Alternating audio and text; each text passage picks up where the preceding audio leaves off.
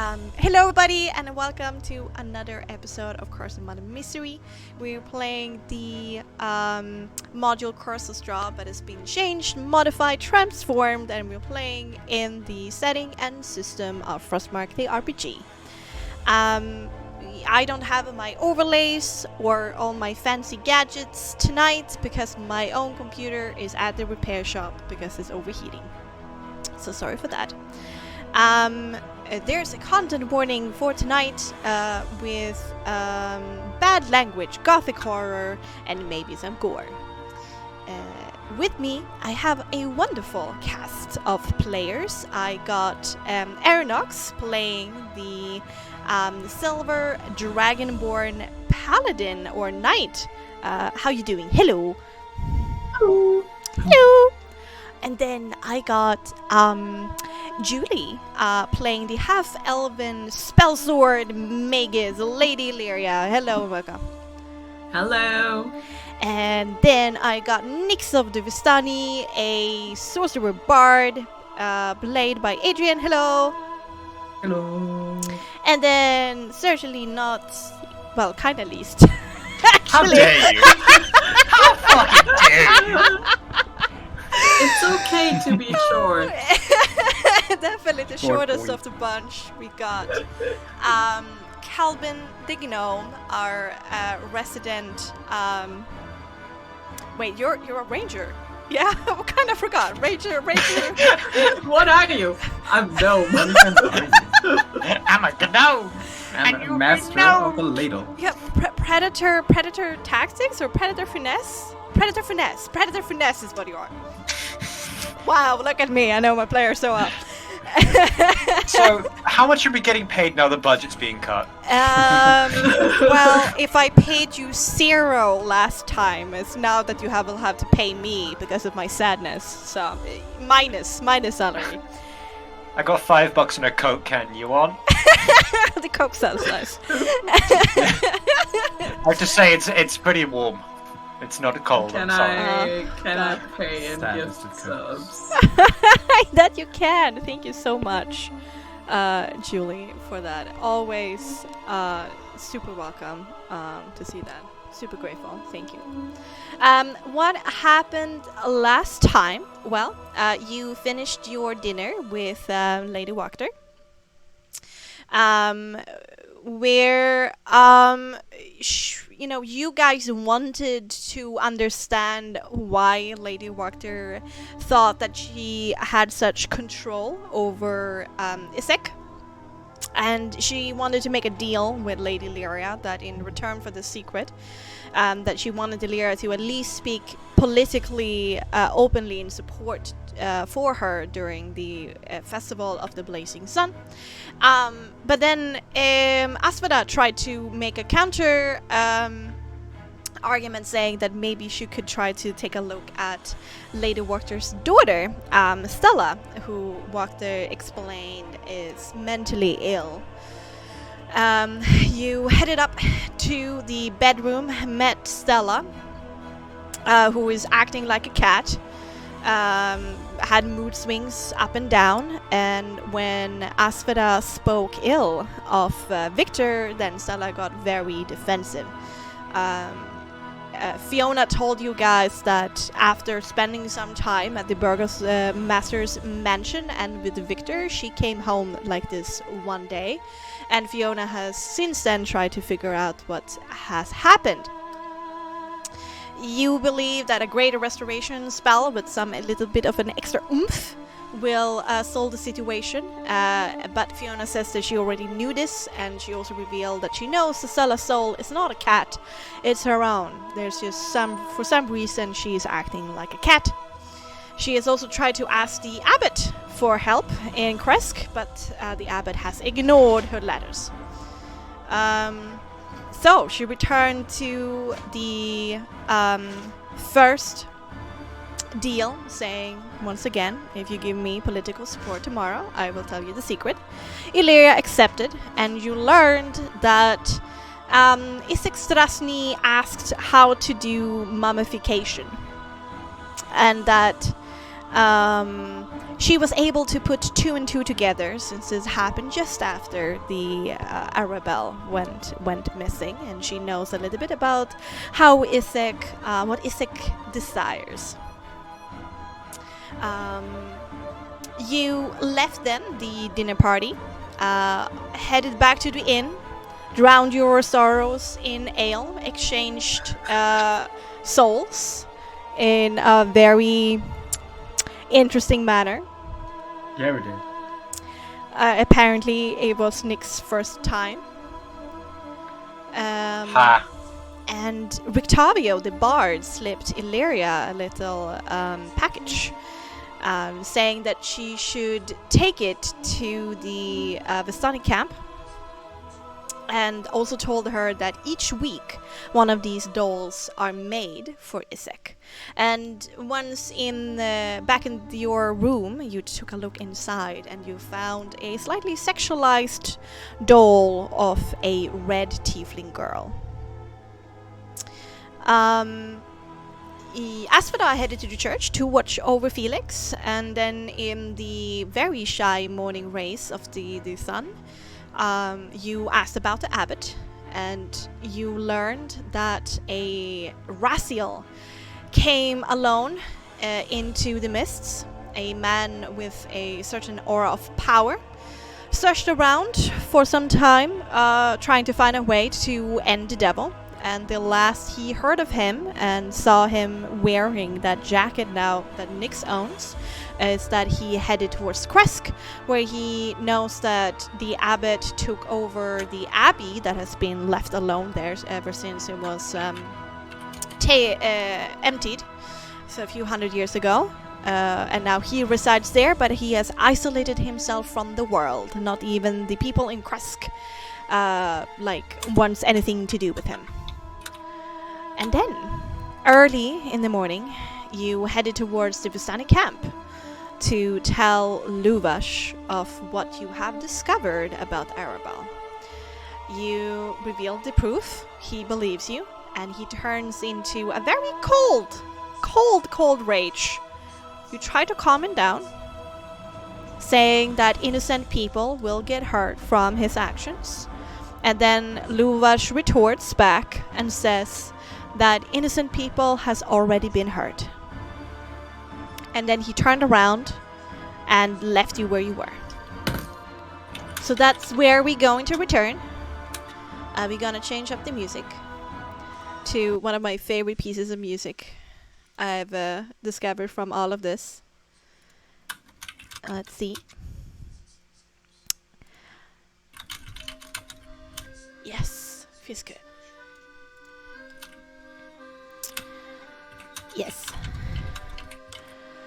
He walks up the hill, leaving you at the tree line, where you can overlook the Vistani camp from afar.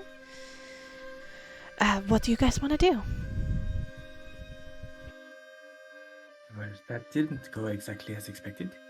What were you expecting after telling somebody that their daughter might be mummified? I don't know, a little bit of compassion on our side. We've risked a lot to get up here. Well, I think we can all agree that shit is about to go down. Down where? Why do you say it like that?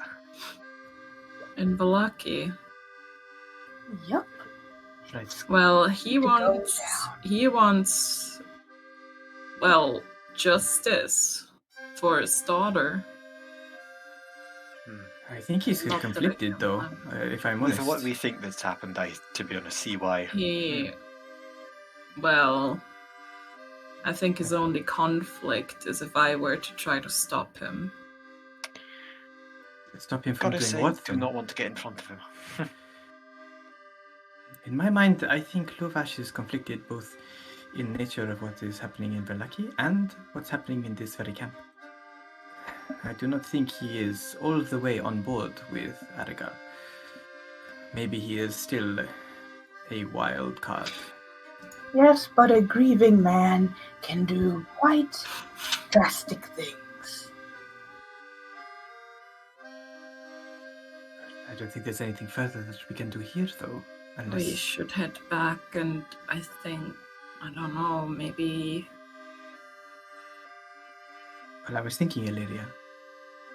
I do not know the involvement of the elves in this upcoming conflict.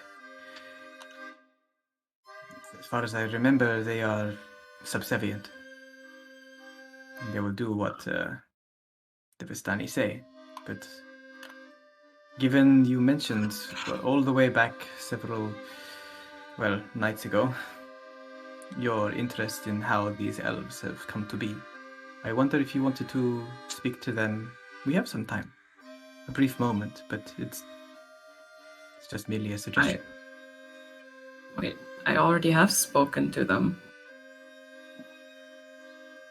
Right? Right? Before? I mean, more from a perspective of what's going to happen today. Maybe you can get some more information rather than the cryptic messages of the innocent people are already hurt. Well, I guess it is worth a try. I mean, I think this will have to be a quick thing. We are short on time, but Give me a since you few have minutes. a report, of course, I'll wait here. She's gonna run over and see if she can find Oh yeah. You wanna find Casimir or just a random elf? Also, damn you for making me do the Casimir. French accent. I needed it. Is that the reason why you sent Illyria to She the wants to elf? see Casimir, you know? I need the ho. I haven't warmed it up. Oh my god, it's gonna be really bad. Okay. Yeah, you want to find Casimir. You also have, the named Salagal in the hovel. I was about to say, can I, while that's happening, go and get my, It's been enough time for me to get my ladle, right?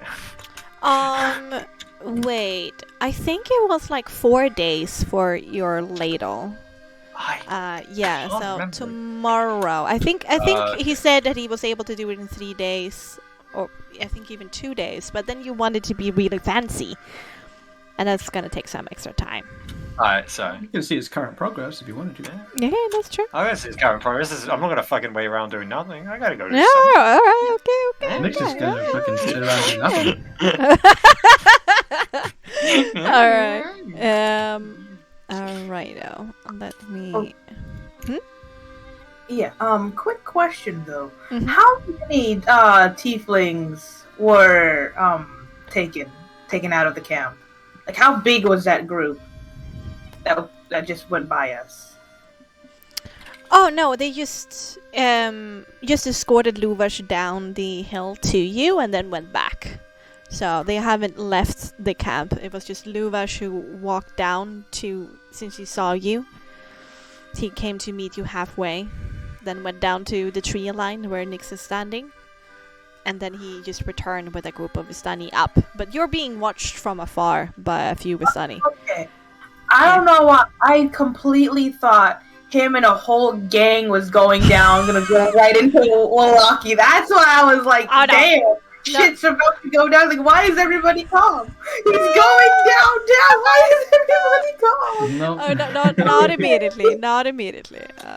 There. Okay. That's it. It's still very early for these elves. No, for these Vistani, tieflings. It's as I said, 10 or 11 is they're 8 or 9. Yeah. Another pace of life. Let me see if I have written up the specifics.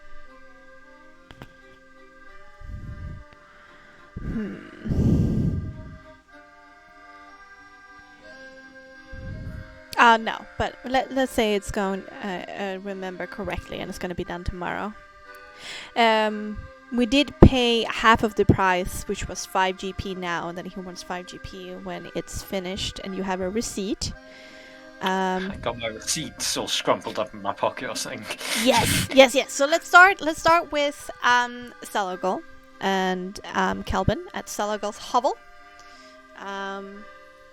You get back to the pretty cozy but small homestead of this elf, where there's a a little sign that creaks a bit as it swaves in the wind, of a quiver with 3 arrows in it.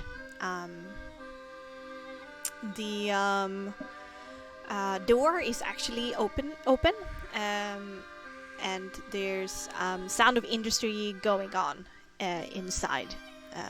There seems to be a little bit of a secondary community hub, because there are some elves who hang around here and do maintenance to their own equipment, in and out of this hovel. And indeed, there's another elf who do like very quiet and subdued business with Saligal at his work table, in Elvish, before he can receive you. And he gives you a little bit of a smile and a nod as soon as you come in. And after a few minutes of waiting, when he's done with the earlier customer, turns to you. A gnome, Master Gnome.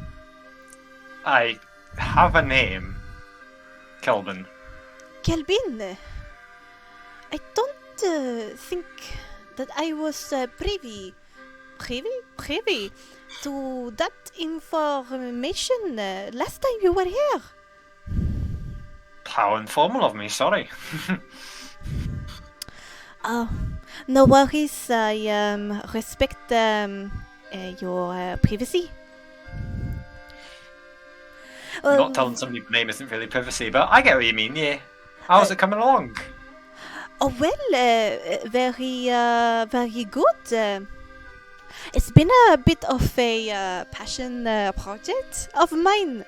Actually, it's not often you get this kind of request. I mostly, work on leather boots and armor and bows and arrows for hunting and protection. But this is actually the first time I'm working on a ladle to this extent. Aye, well, it's because nobody can wield one as well as I can. Well, most of the structure is done. I am now just ironing out the last details, and it's of course need to be bathed in the different oils, so it keeps its finish. He goes to like a secondary room and brings it out, and it's everything that you could imagine and a bit more. The wooden handle is basically a intricate pattern of thorny vines that climb and twist into each other, and small wooden roses popping up here and there with exquisite detail. Kelvin just looks like ecstatic at this, just like, holy fuck. Yes, it's very well made. Elves, you know what I mean? Elves, God.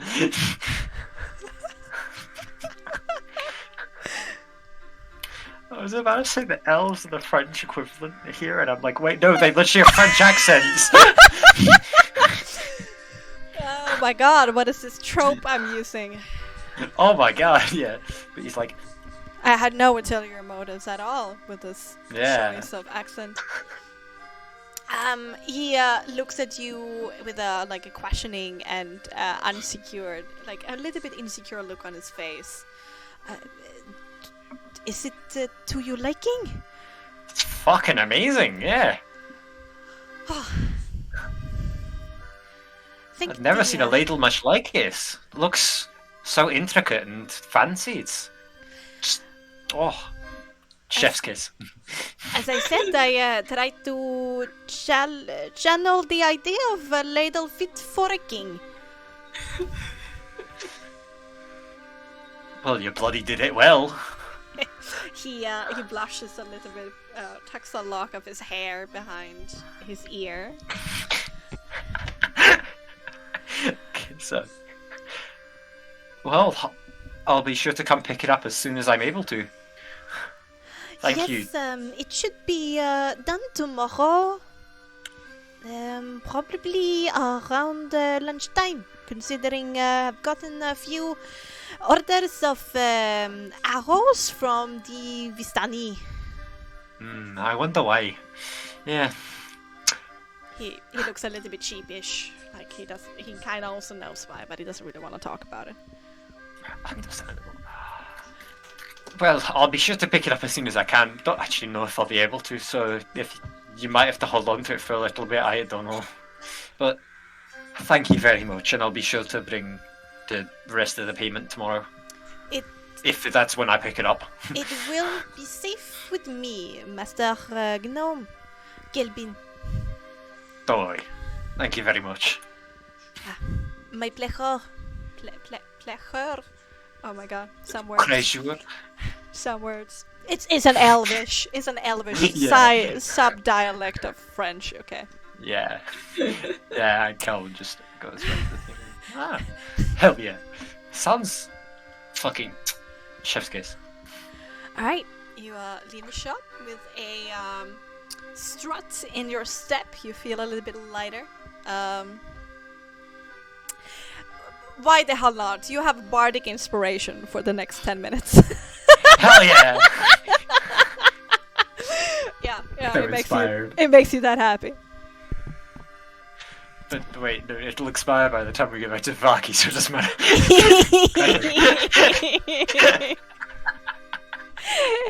Yes, it will.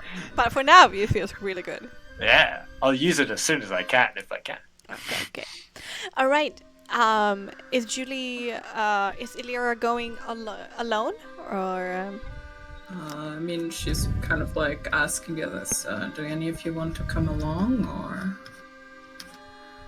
I do not wish to push the boundaries of my exile. Not this soon.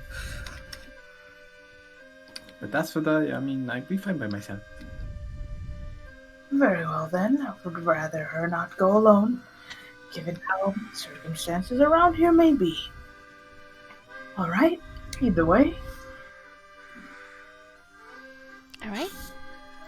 You head to the slightly larger hovel, which is also a secondary community hub.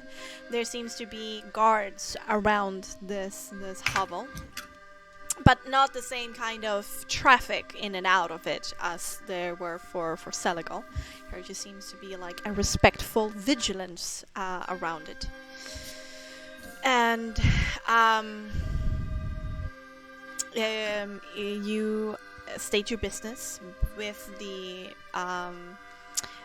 wood elven man who is leaning against the wall just beside the door, and he accepts it. Apparently, you're also starting to get known, Illyra, in this community as well. And he knocks on the door for you, and in Elvish, which Illyria understands, would say that that you're here and wishes to speak to Casimir. After which, there's once again a very soft, very, very well coming from inside, but in Elvish.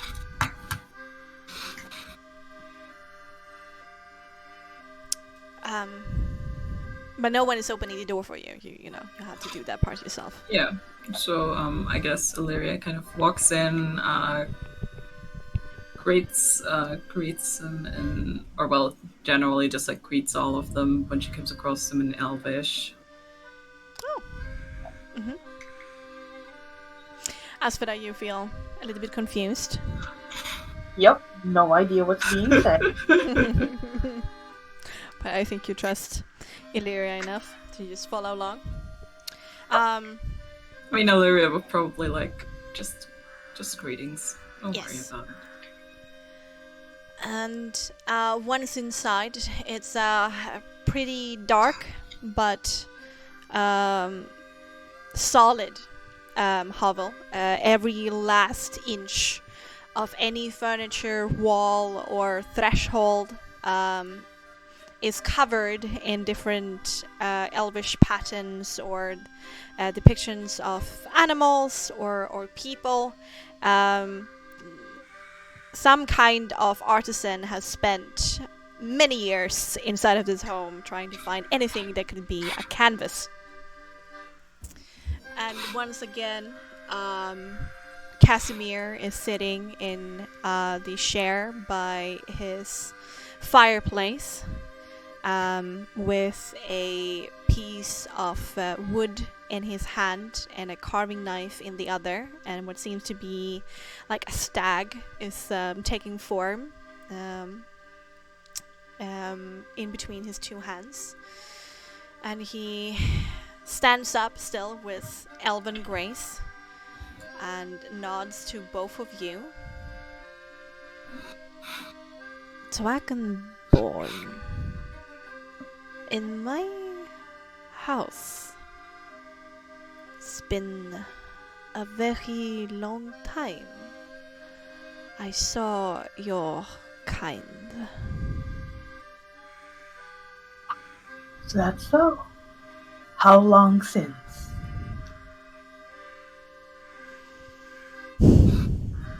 I think it was before my predicament, where one of you were inside of my home. But I've seen one or two of your kind over the centuries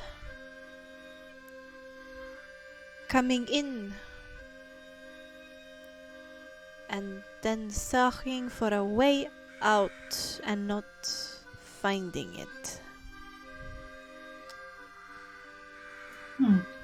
Quite unfortunate for them. I hope I don't end up another on that on that short list.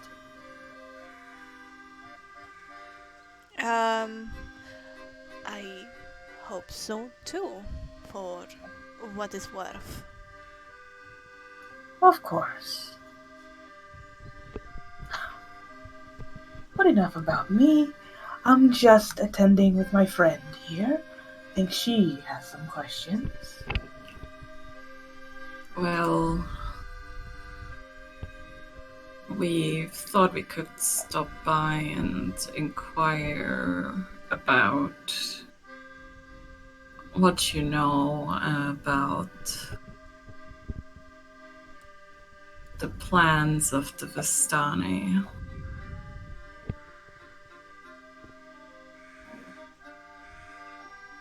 The plans. Well, something is about to happen, and we were wondering if you had any insights. I know you're, well, not really part of them, but No. They are our jailers. It's a strange relationship. I Over. realized that.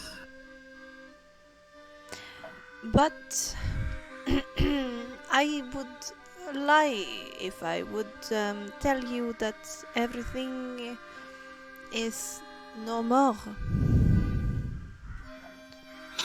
They are agitated.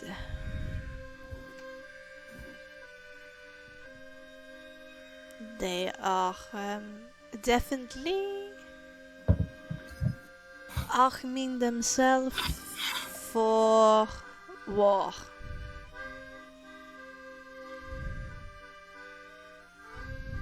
Lyria just kind of like looks like down a little. Like, she knew that would be the answer, but she was hoping it wouldn't be.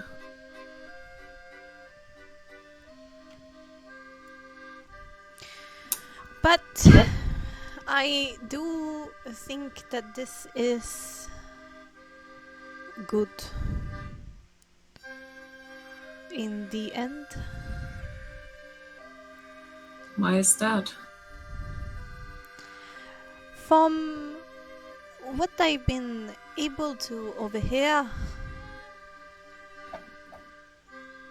there seems to be a less violent end to a rebellious power against the Count.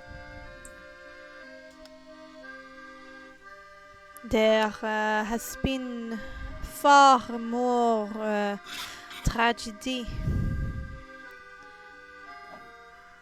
caused to Barovian settlements that do not exist anymore. I can imagine. Beres, just south of here, comes to mind. The latest in the row of destruction.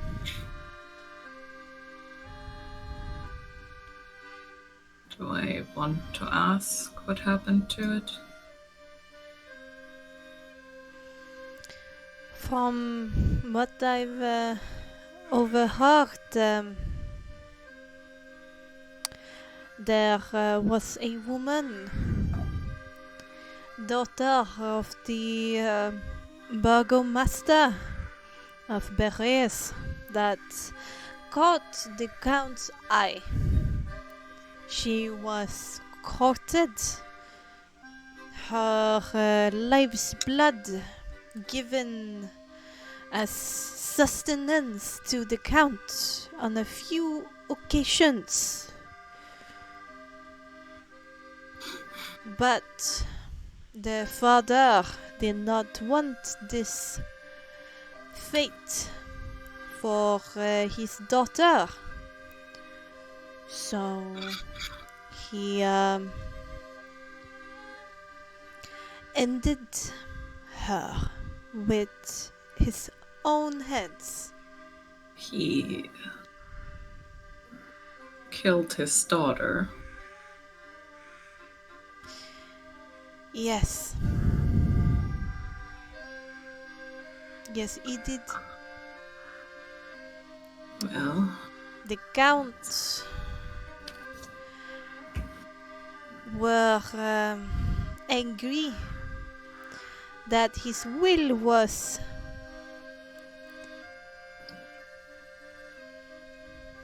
that his wishes did not come true. So he caused the river to swell, created a tsunami which took the whole village and most of the inhabitants. And now it's just a large, massive swamp with ruins.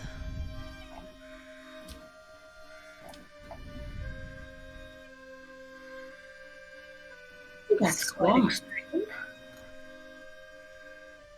So, there, if there's a change of power in Vallaki before the Count feels too disappointed, then perhaps there won't be that many casualties.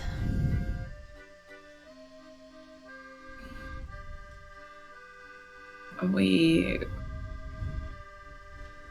are trying to keep them low. Then follow my advice that I gave you last time, Lady Illyria. You play his game. You make him happy.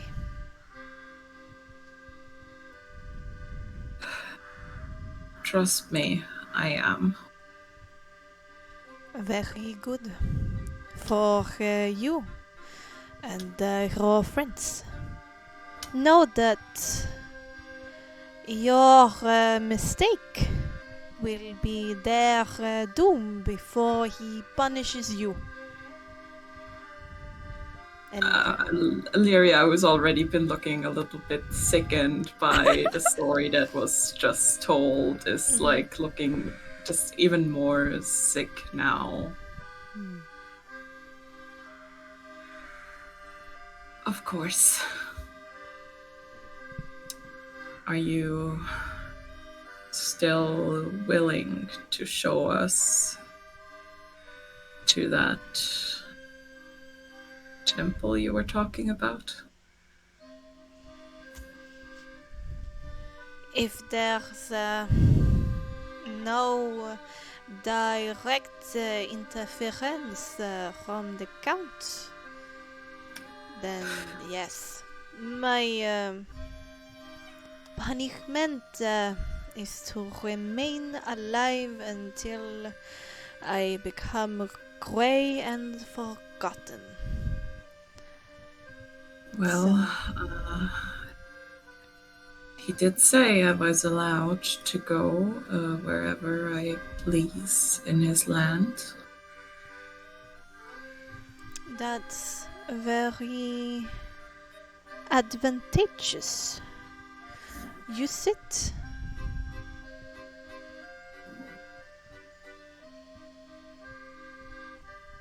I will. I am. We might head towards Kresk sometime soon.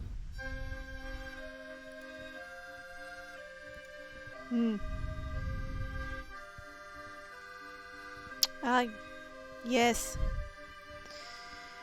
That's an interesting place to go to if you want to hear about the Amber Temple.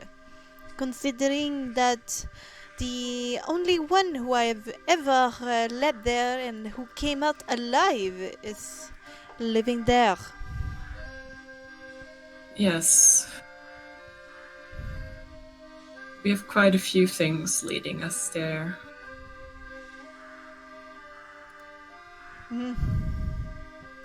Then you must find a way to charm your way past the gates.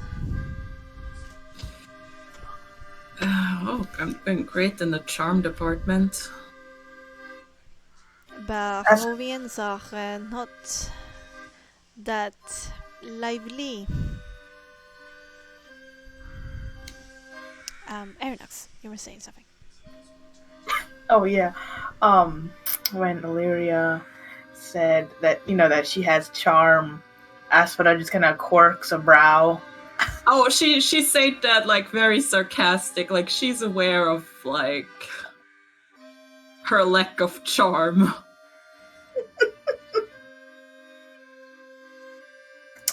And then she'll say,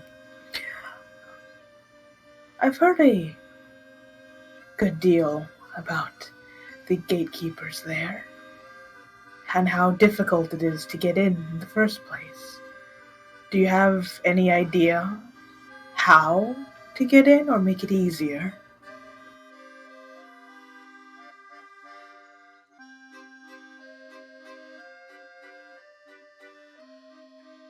I haven't concerned myself that greatly with Barovian politics.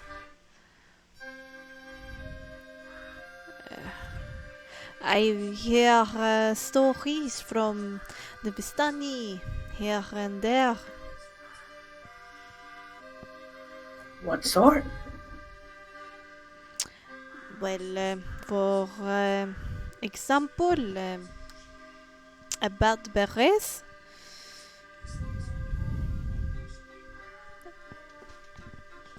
About what's been going on in Valaki. About the burgomaster and his hubris.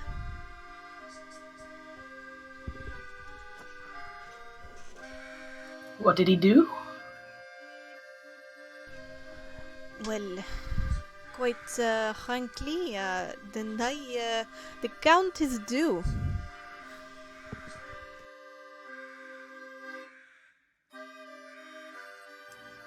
The Count is what? He's due. Due.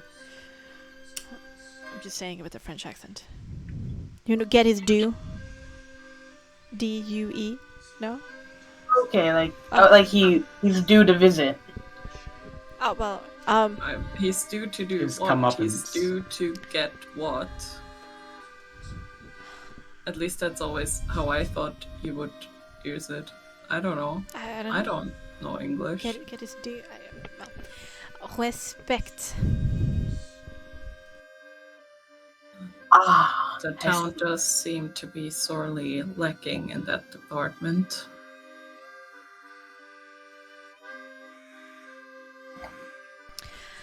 Whenever he feels that he is given disrespect, he makes sure that you either are not alive to disrespect him again, or he makes an example of you to make sure you will never forget. Well, the patience on this man is certainly questionable or non-existent.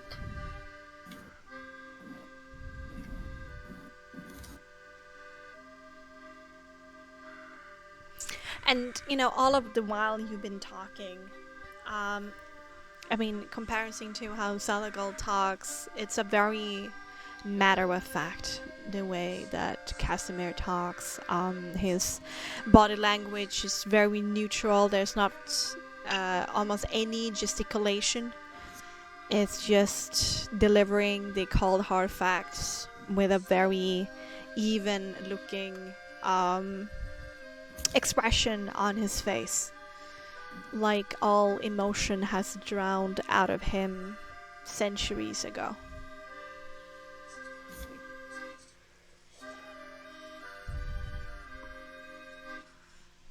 Gotcha.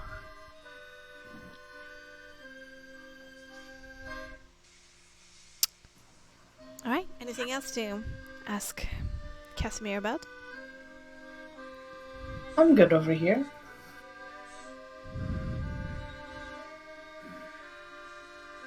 Julie?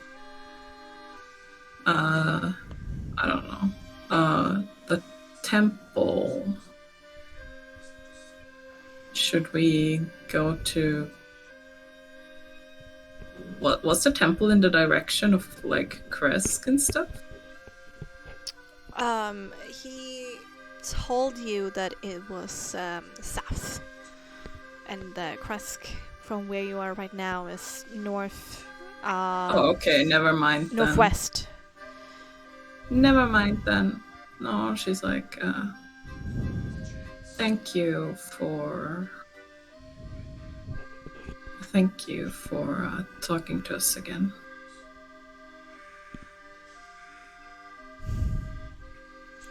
It's a welcome distraction. Anytime, Lady Illyria.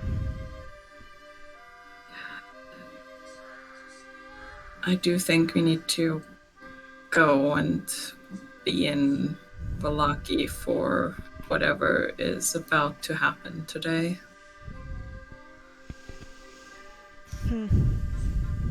Your loss.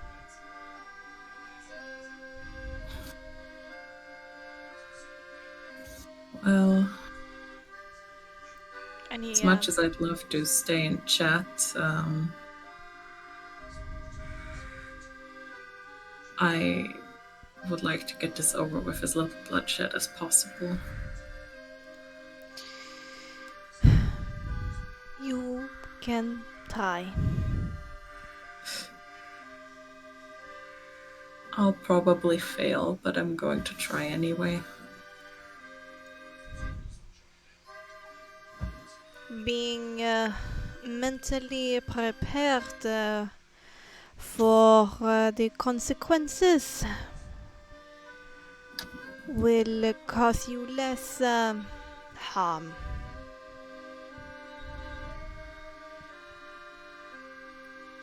Thanks for the advice. He nods, sits back down again by the chair, by his fireplace, and starts to chip away at the wood again in complete silence. Illyria says farewell, says goodbye in Elvish. Mm-hmm. And motions for Asphoda that it's probably time to leave. Asphoda will, nod her head and, turn around to follow Illyria. Alright, and then you all meet up by the tree line. The tweez. The tweez! We got it, the tweez. I mean, I hate to break it to you, there's been a lot of trees. In this whole Too many time. fucking trees. Some of those trees even had burnt hand marks on them. So, Alright. everything taken care of? I think so. The Vistani are preparing for, war, it seems. But we knew this. Although there might be a chance if Valaki's leadership were to change before then, for there to be less bloodshed, according to Casimir. The leadership of the Velaki? Oh, the Vistani? Valaki. Oh, Velaki. Right. Well, I mean, we could. And the Burgomaster's reign ourselves. But I'm not sure if I have the confidence to do this. Well, we should probably be in Valaki. We'll see what happens there. Let's, yes, walk and talk, yes? Kelvin, no ladle for you? It's ready tomorrow. If we're alive tomorrow, could we come pick it up? Sure. Sure. We can make a stop on the way somewhere else, wherever that Nice. might be. Thank you. I mean, I've been thinking that after this, I think a lot of what we learned so far is kind of leading us towards Kresk. Is that on the way? On the way to where? Back to the camp so I can pick up my ladle. Yes. I mean- Kresk is to the west, and this is, as long as we lead the west exit, pass by the Vistani camp on the way further west. We of will course. definitely get your ladle, but I've Hell just yeah. I've just been thinking that a lot of our leads seem to point there. Oh, I have to Well. agree. 2 birds with 1 stone. If we're alive. If we're alive. But if we do, and we happen to assist Lady Wachter with the endeavors tomorrow, we do have a nice place to stay. Aren't they today? Yeah, today I thought. Yeah.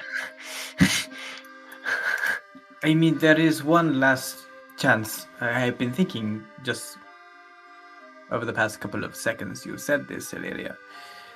If we end this conflict ourselves, you could theoretically lean on Victor He clearly doesn't like his father. He has a teleportation circle that does not work. Merely showing the Burgomaster this teleportation circle and attempting it to fire whilst he stands on it would end this thing very quickly, but this is just if you are comfortable. With all that's going on in Velaki, we don't know what to expect once we get back there. I am not sure if that's. I mean, even if Victor doesn't like him that much. He wants to leave. Why would he stay here? I It's don't here- think or- he'll be willing to let his dad use his teleportation circle when he knows he's going to fucking kill him, is what Well. they're saying. It was merely a suggestion, because it's either this or Victor is probably gonna get a very sticky end. Well, I'm pretty sure he'll get slaughtered if he doesn't leave soon. Very true. I don't It is feel your like- call, Lilia. I was merely positing the possibility that you could theoretically stop by and take action on your own accord. Or So, you just what stand is with your Lady Doctor. plan? What do you want me to do? I want you. Well, I don't want you to do anything. I was merely suggesting. It could be. If bloodshed is the thing that we are trying to limit, and if removing the Burgermaster means things end quicker without any sort of large murder scene, to go to the Burgermaster and tell you have a secret, and that the secret is in Victor's room, and he is performing some strange things, and you would like to show it to him. And when you go up there and somehow push him into a teleportation circle and try and then activate it, and poof, gone. I mean, I would need to, talk to Victor about this, wouldn't I? Well, yes, maybe. Or you command him to do what he should be doing. Or I try and activate this teleportation circle. Can you do that? I mean, the book was right there. I didn't get a chance to look at it, but Either way, I'm not sure how I. Don't get me wrong. I've killed before, but luring somebody to their doom seems.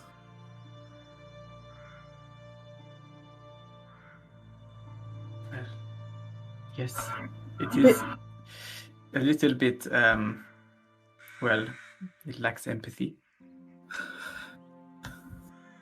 But there's no guarantee one way. I was merely a suggestion. I don't know if you were up for it or it'd be possible.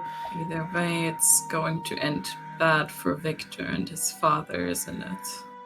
Well, if we remove his father, the boy, yes, he is culpable for what he has done to Lady Victor's daughter, and it is unlikely that he'd get out of anything without any sort of judgment. But if he fights alongside his father, I can't see any real way where he would survive it. Lady Victor is already on the warpath, and if we get Victor out, at least then we're saving some lives. Maybe I can. I don't know. I don't know what to think about Victor anymore. Oh, he is a dirtbag, 100%. But he is a victim of circumstance. What else would you do if you just want to get out? Try anything. I know, perhaps better than most, what it feels like to want to leave. Whether or not he did the right thing, Well, no, he did not do the right thing. But whether or not he is 100% guilty of hardship and suffering like his father, I do not agree. Part of me wants to go and talk to him, but I'm not sure that's a good idea. Of course, there's no guarantee that this will even be possible once we get back to Vallaki. However, it is a option that I just merely thought of as a possibility to avoid any sort of conflict or Well, what am I fighting. supposed to do? Tell him that, hey, both you and your dad are gonna die? Yes. Well, you can certainly give him an ultimatum. You could tell him that there is a chance for him to leave, but time is running out. And If it's he now or never. if he helps us in removing his father, perhaps Lady Vakta will go easy on him if we cannot get him out of Vallaki before she comes down. Because clearly, as we have seen, if she has Isaac in her back pocket, the Burgermaster has very little other than what he thinks he can command. But I feel like Isaac is really the one that is commanding the soldiers. Maybe a few diehard fanatics are with I'll the try Burgermaster. and talk to him. If it happens, it happens. It's just merely a possibility that I can only see. I'm not even sure if he's willing to see me, or, well, his father is going to allow me inside. Well, if this is the angle, you go in and say that you've been doing some research, you are very worried, you saw something in his room, you think that now that you've got this information, that it's actually something really worth following, like you can even mention the devil. He seems to really get upset about that. I mean, I would like to talk to Victor first if there is any chance. We're going to have to play this by ear. Maybe it's a possibility, maybe it's not. So but it try and really keep depends. I have a feeling that the whole, engagement thing is out the window when you get sentenced to re-education camp. I'm not quite sure I understand what you mean, but I think yes.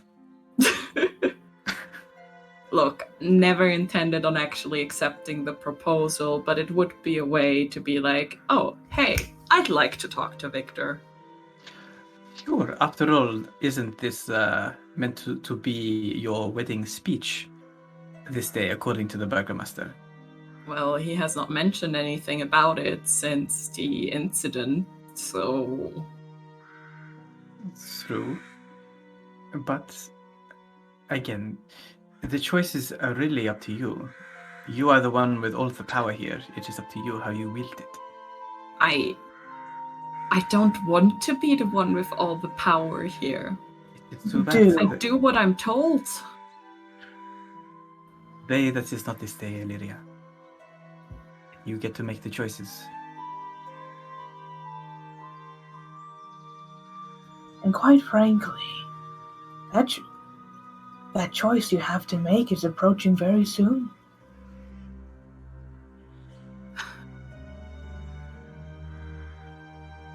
We will back you up 100%, whatever you choose.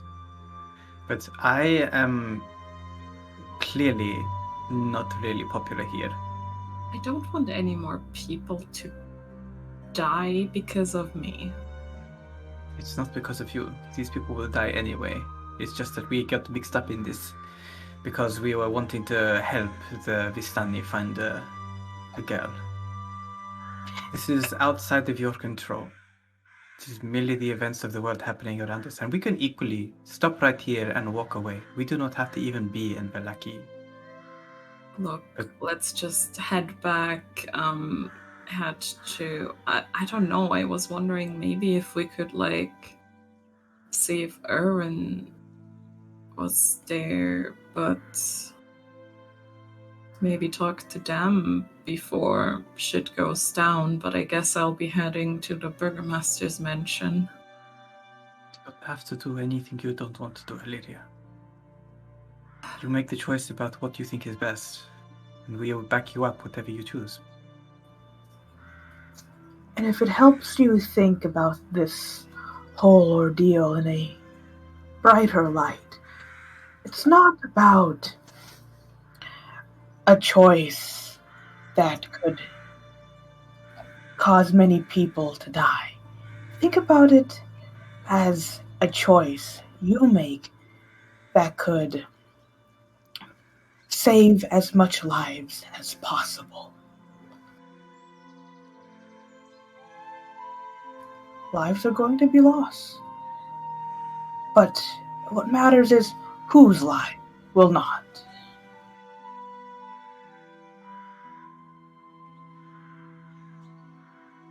Do you... I don't know. I want to know if... what actually I...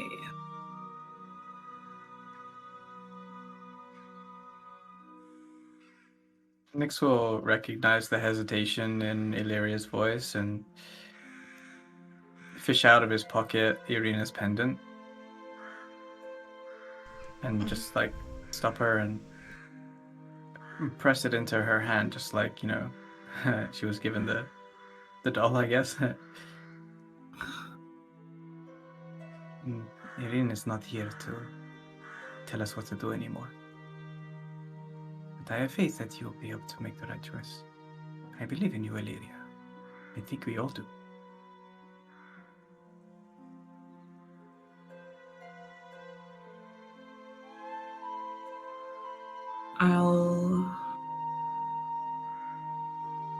I'll see what happens when I get there, and I guess I'll just wing it. It's what I do all the time. You'll be great. I'm not like you.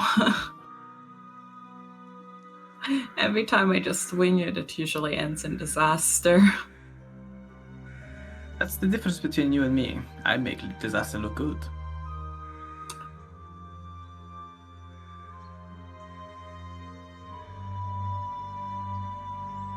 She just kind of like looks like she's about to say something, and then just kind of like closes like her mouth and like continues walking because she doesn't know what to say. Then we're two. All right.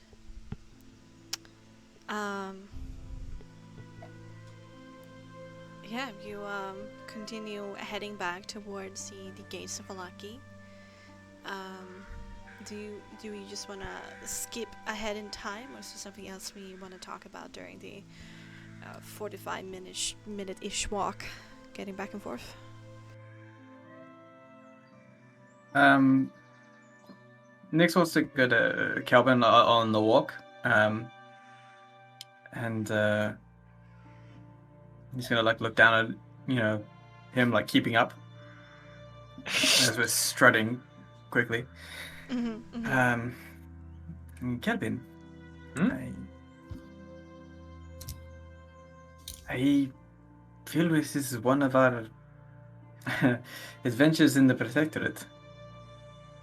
Do you recall that time where we had to leave the inn really quickly for no reason whatsoever? Wasn't that because you slept with the... It's for no reason whatsoever. Yeah? I think we need an exit plan. And you were always so good at coming up with some exit plans. At least, I'm still here, so... Any thoughts? Well, I'm assuming that during all of it, the guard towers won't always be, you know, accessible. No, they will be accessible, sorry. So, if you're willing to jump from a guard tower off, that's one way off.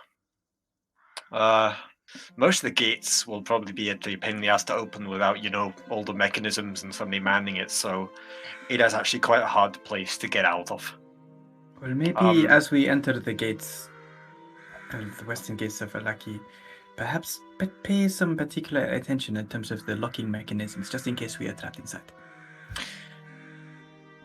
I will, don't worry. I'll also have a look at how many people are manning, etc., etc. All of that. Trying to think whether there are any trees or something, because those are way easier.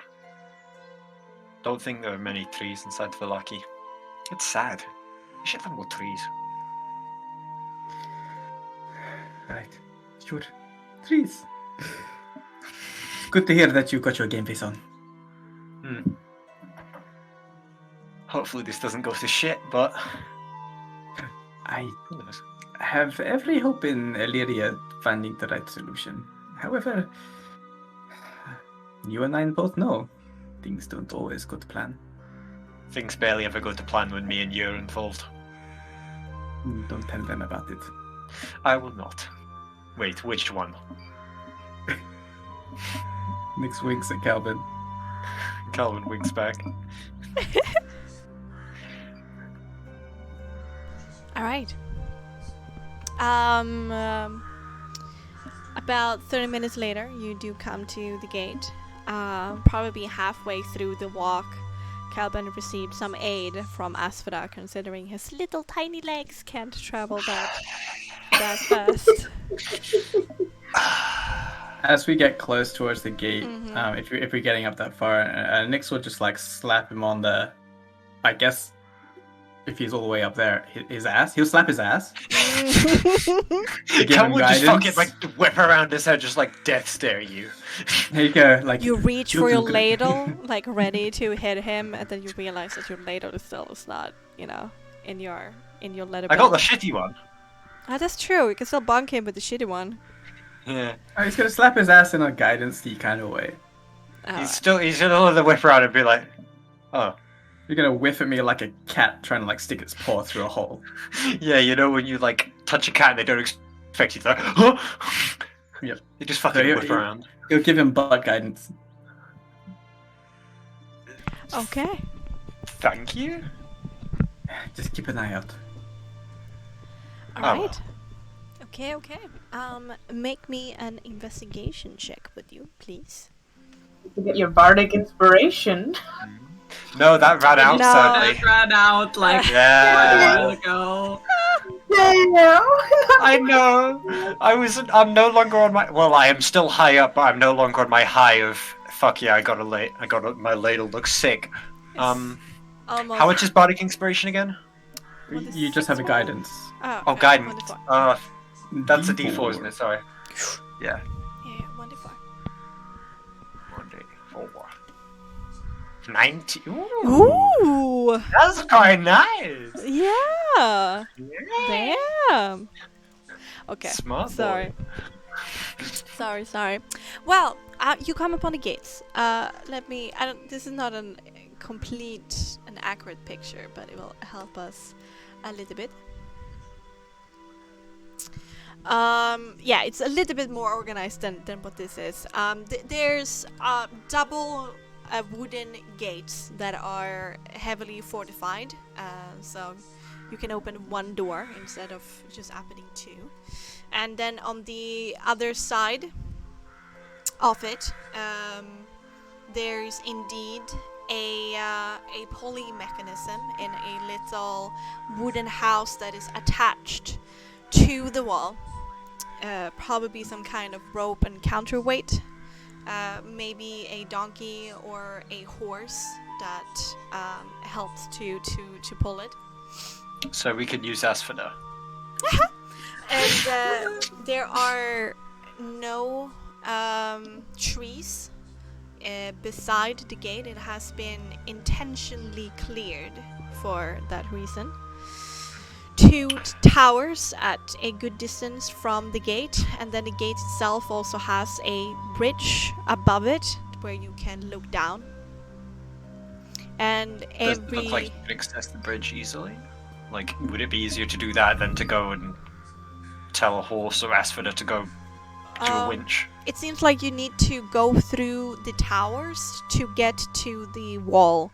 It's a pretty thin wooden walkway up there on the wall, but probably 2 or 3 could fit walking beside each other. But it widens out by the towers and by the bridge above the gate. And then every stick, every wood that is exposed has been sharpened to a pointy end.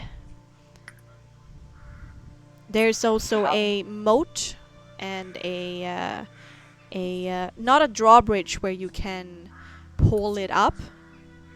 It's just a wooden bridge above the moat, but it does create a funnel kind of system to the gate. Does the moat look like it would actually be in the way, or is it like a fucking puddle? It's more of a puddle, but it's a substantial ditch. So getting stuck down there in the mud and then having arrows and spears and no stones. fun to attack. Yeah, having that rain down on you would not be that nice. But then again, everything is wood, so given enough time, Awesome. you can probably burn it or get through it. But then you need to survive the harassing of the guard. And right now, you do see 2 people on the towers, 3 on the bridge above the gate, and then you have basically a number of people that is like walking around the hall of Alaki on this very tight wooden walkway attached to the wall. And that's hard to calculate how many guards that would be. Okay, how tall is the wall? A solid 4 meters, and then towers are like 4 meter above that. Alright. That's all yeah, okay. Alright. Thinking must occur now. Alright, but you kind of oversee this as you go through it. You see the bridge first, and then when you pass through the gate, you see the little house that is attached to the wall where all the ropes are coming out of. So you're walking and digesting. Yeah. Yum. You just see Kelvin kind of just like scanning around, being in the zone as he scans basically the whole thing. Mm-hmm. Yeah. It's possible, that's for sure. And it also matters whether the guards would, be preoccupied or not. Just merely having an idea of how to get out is more than enough, I think. Rather than just arriving and fumbling. I mean, if you guys want, we could set fire to it, but it would take a while. It is pretty damp today. Yeah. Might take a while, unless we have actual fire spells or something that... I wonder who his fire spells, Everybody just looks at Illyria. But I'm not honest, that powerful of a spellcaster. You are aware of that, right? Of course. I mean- Of course. It was just merely... it's always good to know how to get out. And to be honest, with the stuff happening, it would be pretty easy just to straight up fucking open the gate. Especially if, the gods are actually doing something. Trying to quell a rebellion or making the rebellion. Who knows what side they're on.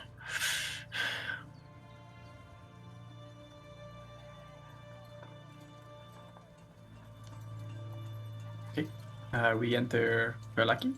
Yes, you do. Down the road. The weather remains the same. A little bit warm for an autumn day, but it's a stuffy kind of heat and air. The heavy, dark clouds above feel oppressive in their presence. And they seem ready to unleash their load at any moment's notice. But for now, It's the world still keeps holding this breath, and you can also see this in people's faces.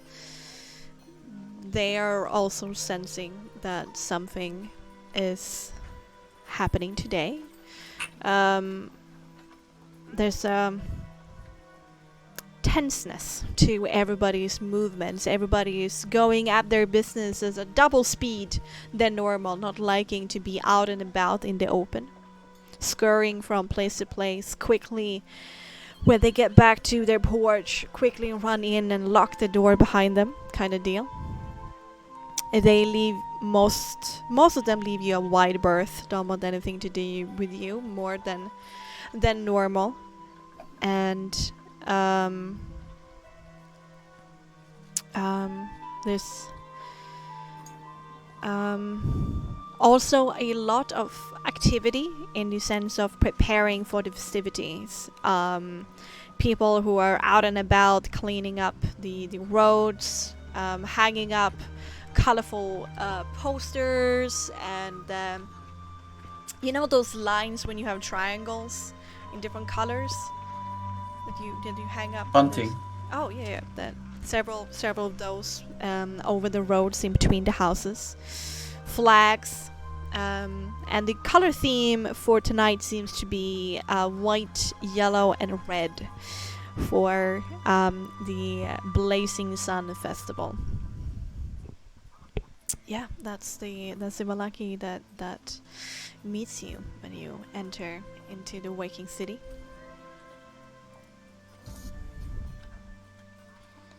So, Lyria, any contemplations, thoughts, plans, decisions?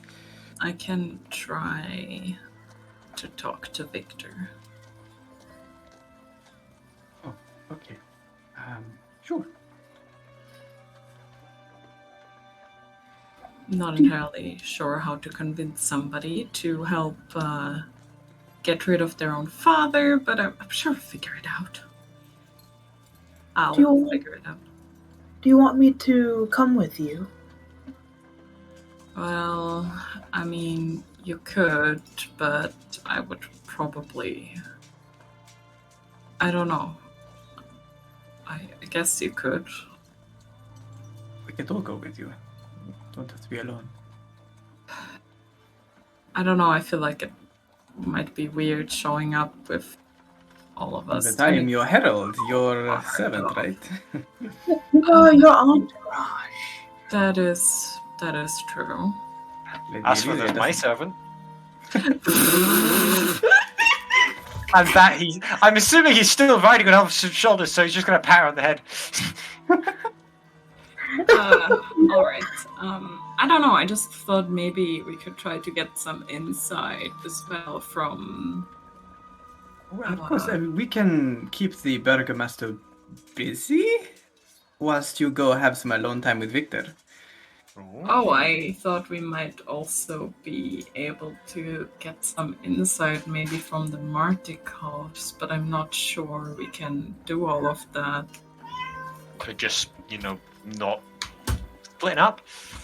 That should we? No, I personally, I think we all need to be together. I mean, we are safer. So, Burgomaster or Burgomaster?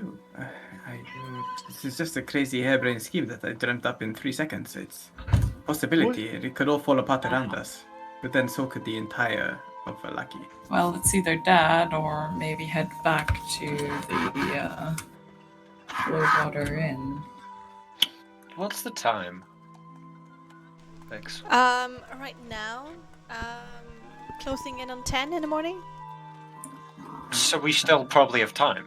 There's still some time, aren't the celebrations? And it's on the way, I suppose. Yeah, Might not actually be a bad idea to go to the inn then, because those The they festival seem is to like be dinner very time. well equipped. Yeah. Okay, we've got time then. I've got time.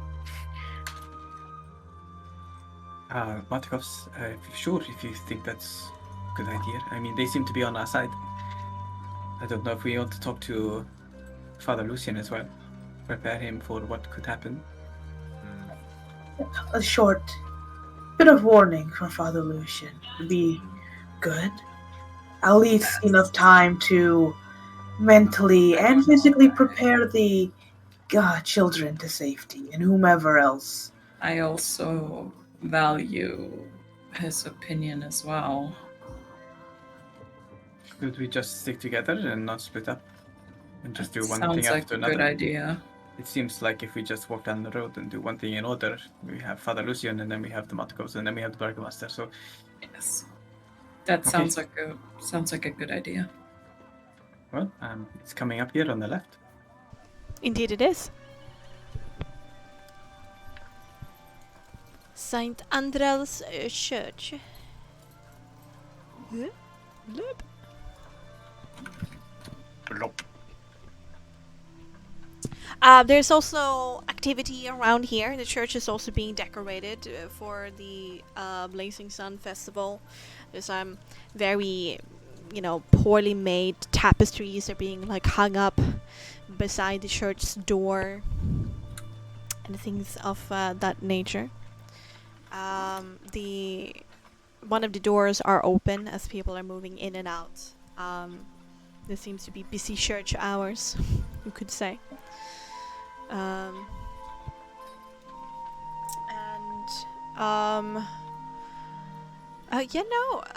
There's actually a bit of a ceremony inside, like a morning prayer, communal prayer to the Morning Lord,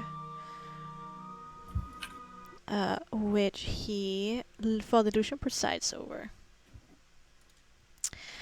Where do I have it? Here I have it. There's quite a few people in the pews with their head low as they listen to Father Lucian's words, practiced from you can recite it from memory. And it's like a story.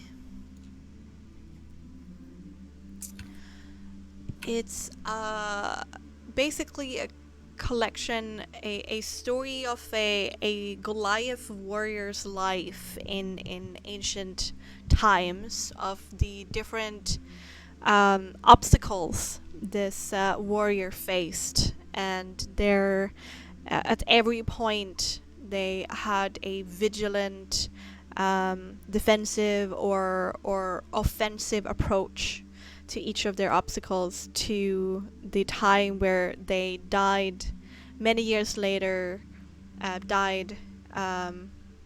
fighting in what they believed in. And then you draw a bunch of different wisdoms from the decision of this ancient warrior.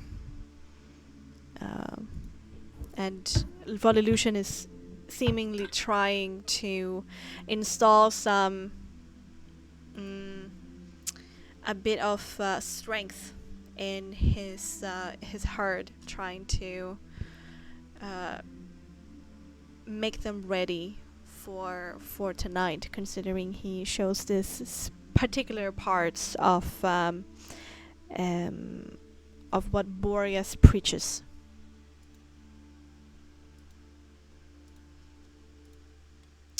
And you come in a little bit at the end of it.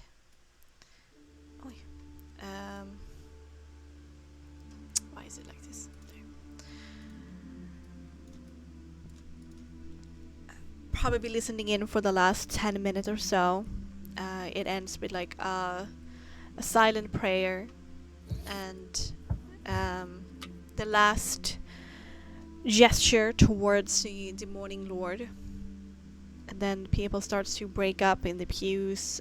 A little bit of a queue forms, as there are several people who want to talk to Lucian alone, or in privacy, in semi-privacy. What do you do?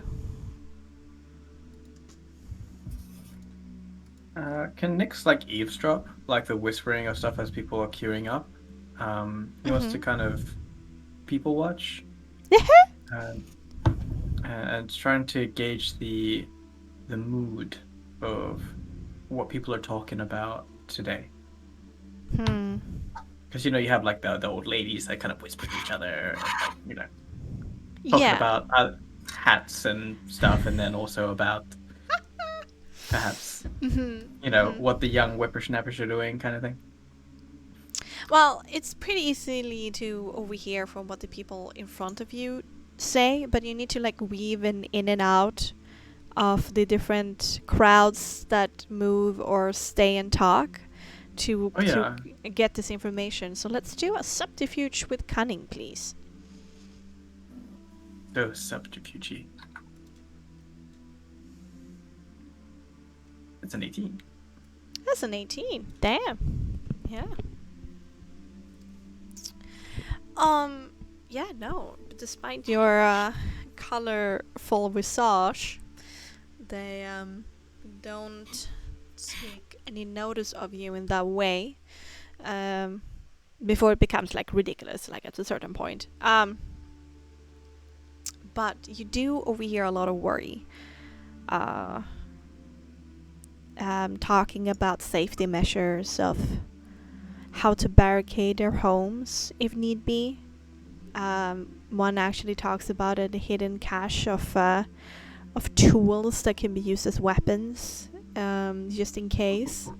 There's another who complains about what will now happen to my husband, who is in prison in the Reformation Center. There's also those who whisper to themselves of who they're going to support, who they want to be in power. People already know that there's going to be a coup. It sounds like. It seems, yes. It seems like it's not a secret. They seem to know that something is going to happen tonight, where Fiona is going to challenge the Burgomaster, yes. If the general people know, it's likely that the Burgomaster knows. This cache of weapons, you say? Have we seen this person before? Like, as we've been walking around Vallaki? Like, do we know, like, where they live?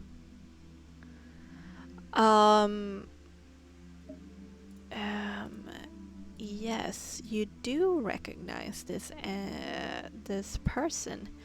It's the same person that had a conversation with Vasily van Holtz when you passed by, who stood in the doorway of the blacksmith shop. Fuck. Mm-hmm. So it's the blacksmith, or the blacksmith's wife. It's a man, and he definitely have the hands of a blacksmith. Yes. Blacksmith's husband? That's for equality. As him.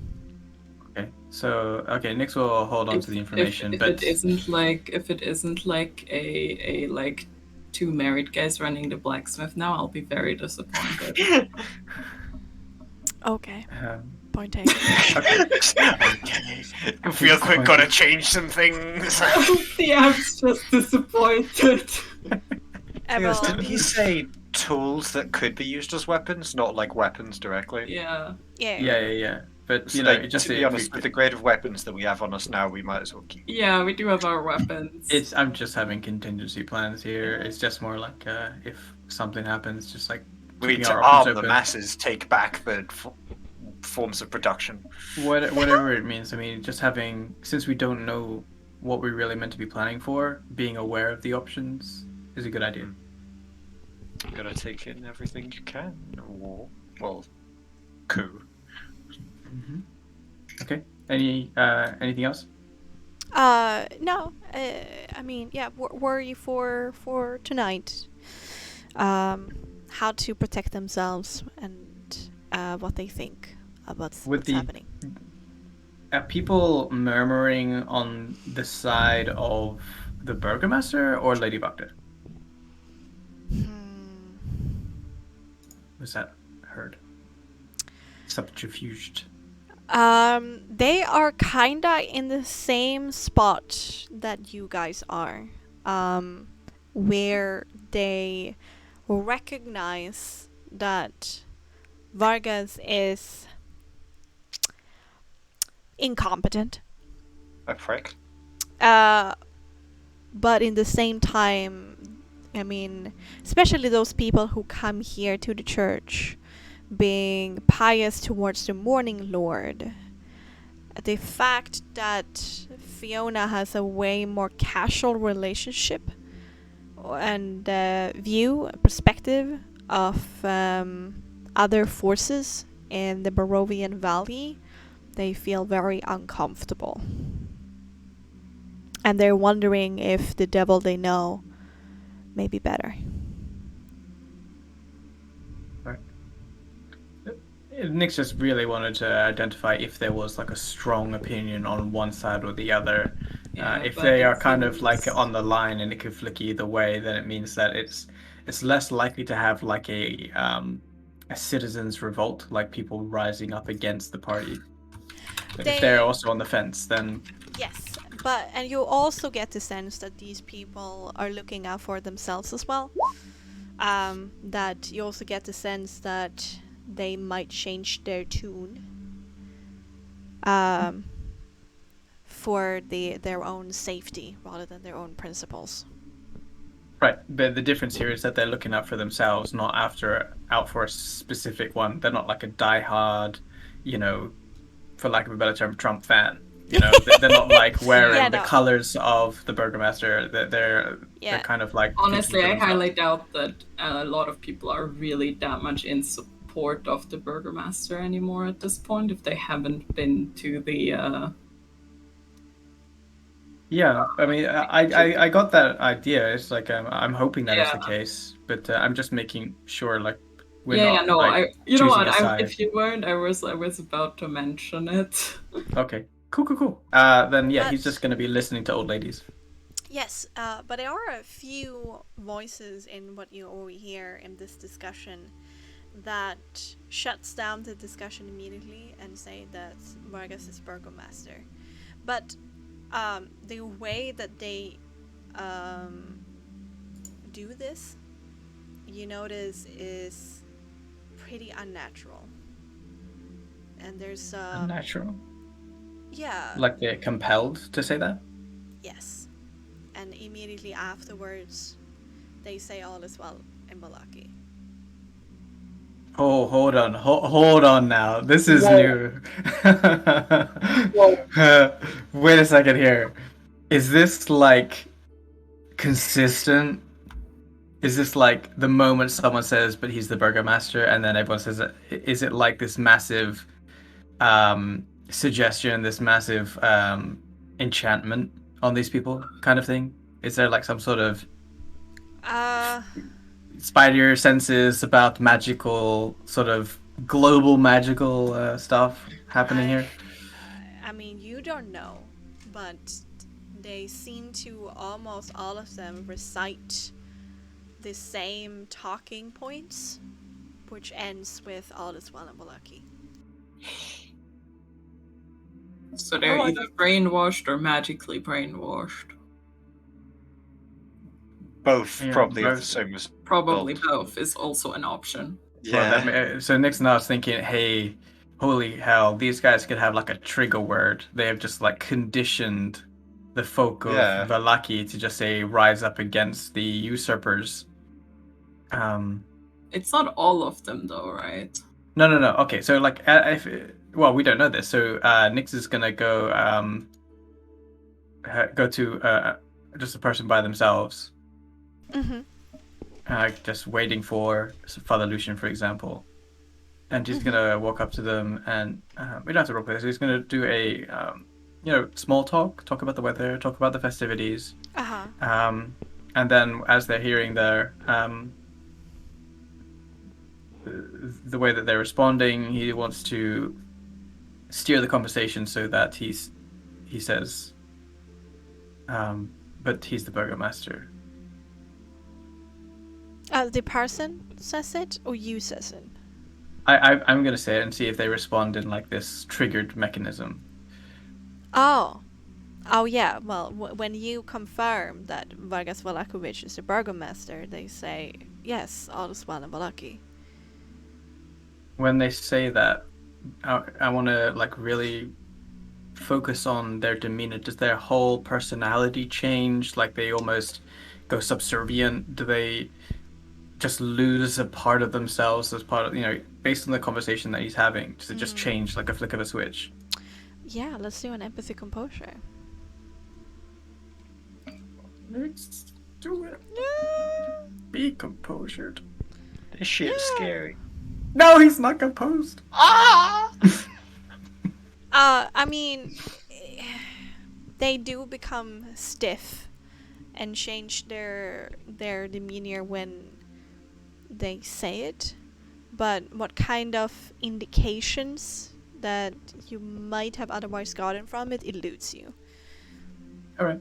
I think. Wait, so does like everybody do that, or only some people? I'm confused on that part. No, a few people. A few people recite these same talking words and adamantly say that. Okay, that's what I thought. Just wanted to make sure. Mm-hmm. That's what next we'll be doing. Whilst other people do their stuff. All right. Anyone else want to play around with people and their psychology? I mean, Illyria is really just waiting for Lucian. All right. Are you gonna put yourself in line, or are we butting ahead? I mean, she's gonna try to get in line, but also try to send, like, I don't know, maybe, like, when he looks to me, like, hey, we kind of need to talk, it's somewhat urgent, just kind of, like, signaling, you know? Yeah, okay. Oh, yeah, after a while, he noticed that look, and like, oh, okay. He doesn't, forsake his congregation, so he does go through everybody that's before you in the line, but he definitely hurries up the conversation a bit and said it a bit more prematurely. As for that, and Kelvin, anything? Or you're just waiting? While we're waiting for a chat with Lucian, we totally see like Nyx like going up to people and them, like the end of the conversation seems to be the same every time. For certain people, yes. Certain people, okay. What is the difference that could ask for the get from the people who do end at the conversation with all is well in Bong Sing Say vibe versus the ones that I don't? haven't made that joke in a while. I think it was long, needed. Make me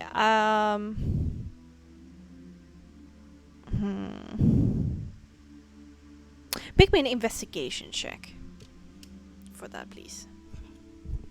All right. 10.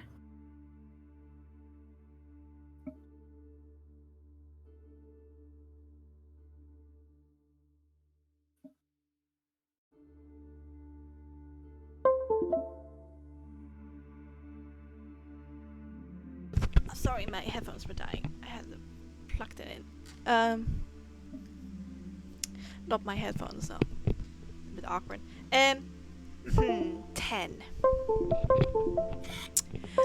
I mean, they come in all shapes and sizes. I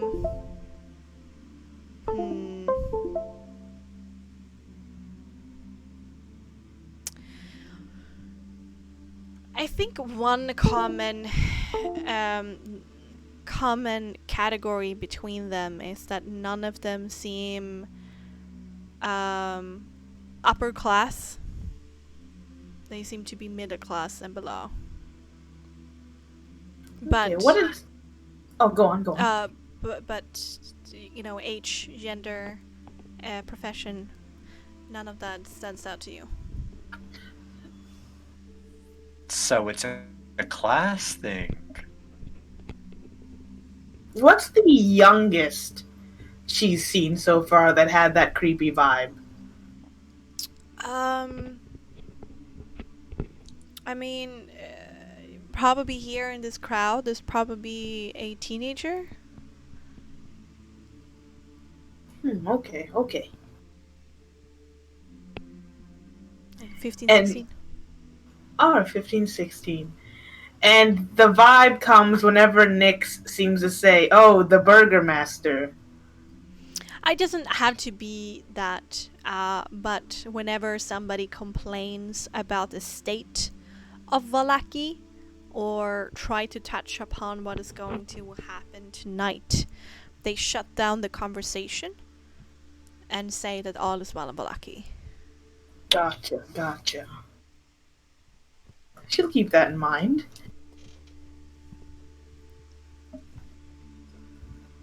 All right. And eventually, since you were, came in last and didn't know that this was going to be a thing, you were indeed last in the line as well. God. And Lucian squeezes the hand of the last one in front of you and take care now, go to your family, and they head down the church, but the middle of the church. What is it called? I forgot. The walkway. Yeah, the walkway. aisle. Yeah, the The aisle. aisle? Thank you, the aisle. I'm not religious, I don't know. And right now there seems to be I an am acolyte religious. still I here. only know German words. I mean, I'm not religious. I was raised religious. Oh. Same. I'm Uh, not religious. There seems to be some kind of aid cleaning up the aisles that is helped by an acolyte. Otherwise, you're alone in the church since the morning ceremony has ended. And Lucian turns his worried face towards Lady Lyria of, what is happening now? I wish I could tell you. So the people seem to know, at least in part, that something's going to happen. She just gonna sighs a little. It seems to me that when you have several actors in this, I don't know what to call it really. In this event that a certain person is trying to trigger, word can easily make it from mouth to mouth, and eventually becomes known informally in between everybody, but formally we do not speak of it because of certain Because reasons. all is well in Vallaki. Oh, yes. I mean, you did save us from our sentence, so I don't know how much longer I will be able to do so. Oh, my dear. If we do not continue to pretend that we're still searching for, which I hope you are, and we don't deliver any results or proof in the search to the Burgomaster, he is going to get twitchy. well, I'm not entirely sure with what is about to go That's one down. vocal cat. The cat is just like, Mom, don't play Frostmark.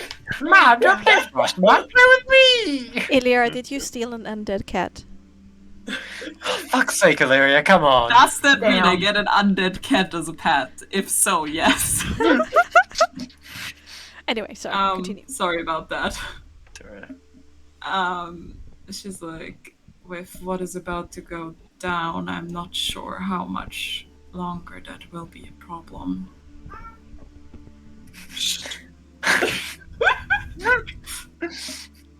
I think we might need to take a break soon so I can, like, Yeah. bribe her with Yeah, food. I was thinking Chuck the after cat this out the window. conversation. After this conversation, he folds his hands together in front of him, furrows his brow, and I don't know what's going to happen tonight. Neither do we, but it probably won't be pretty if what's going on is anything to go by. Yes. The problem is that for me to be able to keep my impact and influence that I have over Valaki, I and the church as a whole needs to remain neutral when it comes to politics. I will advise and I will aid those in need, but no matter who stands victorious tonight, I must remain neutral. I understand it is just, I guess, we could use some of that advice as well. Oh. Mainly me. What can I help you with, my child? Well, you say you stay out of politics, but I feel like with this whole scheme that we've put on, a lot of the decisions fall on me, and I'm not sure I'm going to make the right one.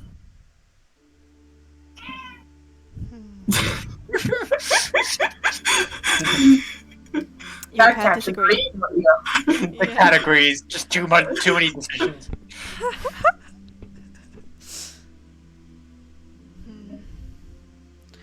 I do not know always either what's the right course.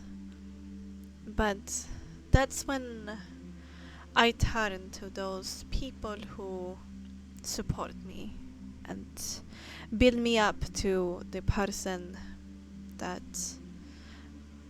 I am today. And from their wisdom, I make my decision. But because of their support in you, you need to reciprocate that faith by being strong for them and doing the hard decisions and standing by them. Not Well, like a rock. Always listen. But somebody must say it and act on it.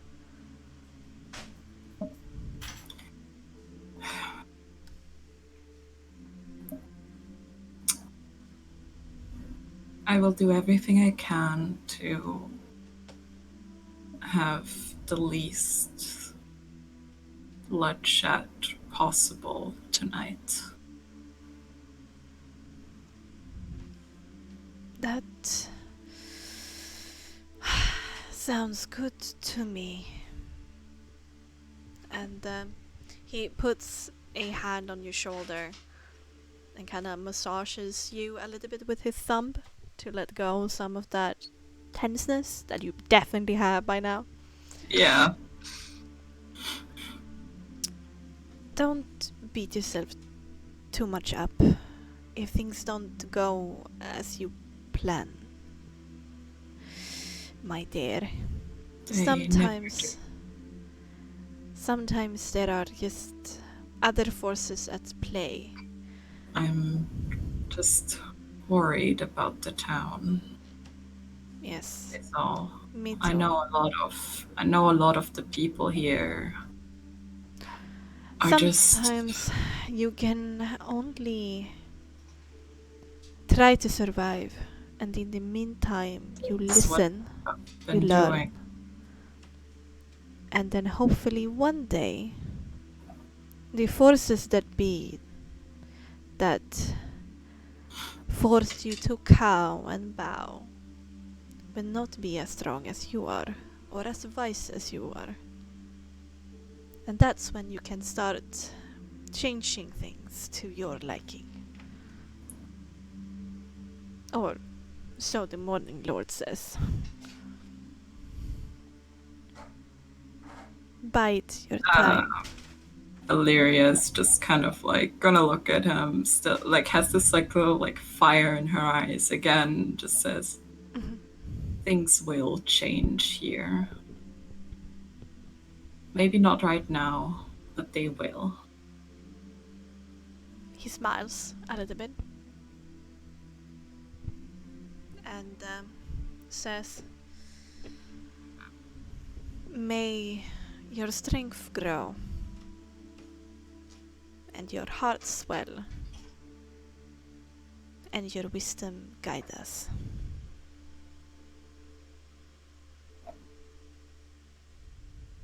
Illyria's just kind of gonna look towards the others and see if they have anything they want to ask or talk to Lucian about. That was at the end of this line.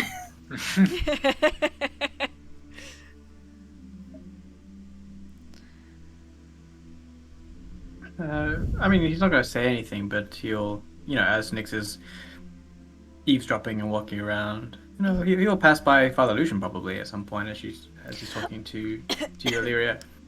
By the time that Illyria got to the front of the line, there's nobody else in here since you were the last people in the line. Okay, he's just going to walk by Lucian wearing his jacket. I mean, just giving him the opportunity to stop Nyx if necessary, but if not, then nothing. He definitely give you a interesting look, an intense look. Is he, flirting with me? Oh, wait, no, this isn't what we're here for. Bro. I mean, come on. He's looking good for his age. Yeah, man. Salt and He pepper is beard. looking. Wait, how old is he? Yeah, he's a fox. Not a fox. Whoa, okay. How did this escalate from this talk about big decisions with the priest to But with Bexxy, it was Bexxy. There was Nyx is this. deprived, you know? Yeah, he's got heckin' purple balls. I usually don't see I usually don't watch the stream, but I had to look just now just to see Bex's face. What is Bex's face? He's disapproving. Disappointment. You're right there, Bex? It was an intense look, It could have been. You checking out my ass or something? Man of God. Anyway. Anyway. The disappointment. I love disappointing DMs. I do it every day. I mean, yes, you disappoint me all the time. Be Oh, careful. good. Be careful. DMs are an endangered species. Julie, just watch out. I'm about to actually start using Yama's, charismatic abilities. Okay, I feel at this moment I want to go to a break, and no one can stop me because I'm the GM. I need a cup. X is just It was a tense look. I mean, Bex is just like, shut up. I need a drink. There are I need many. whiskey. Yes, I'm gonna go have myself a glass of wine. There are many different kinds of intense looks. Okay. he's smoldering. You know what, right? You have Are we smoldering now? We're just you looking have up those into the really awesome RP moments, and then there's this. but it's good. It's a good balance. Anyway, I need to go and get myself a glass of wine. All right. I need it for my mental health. Oh no! The thing is, I've already had at least 4 shots of vodka, so. I Yeah, mean, gotta I catch can up. go and get Good my for chocolate you. milk.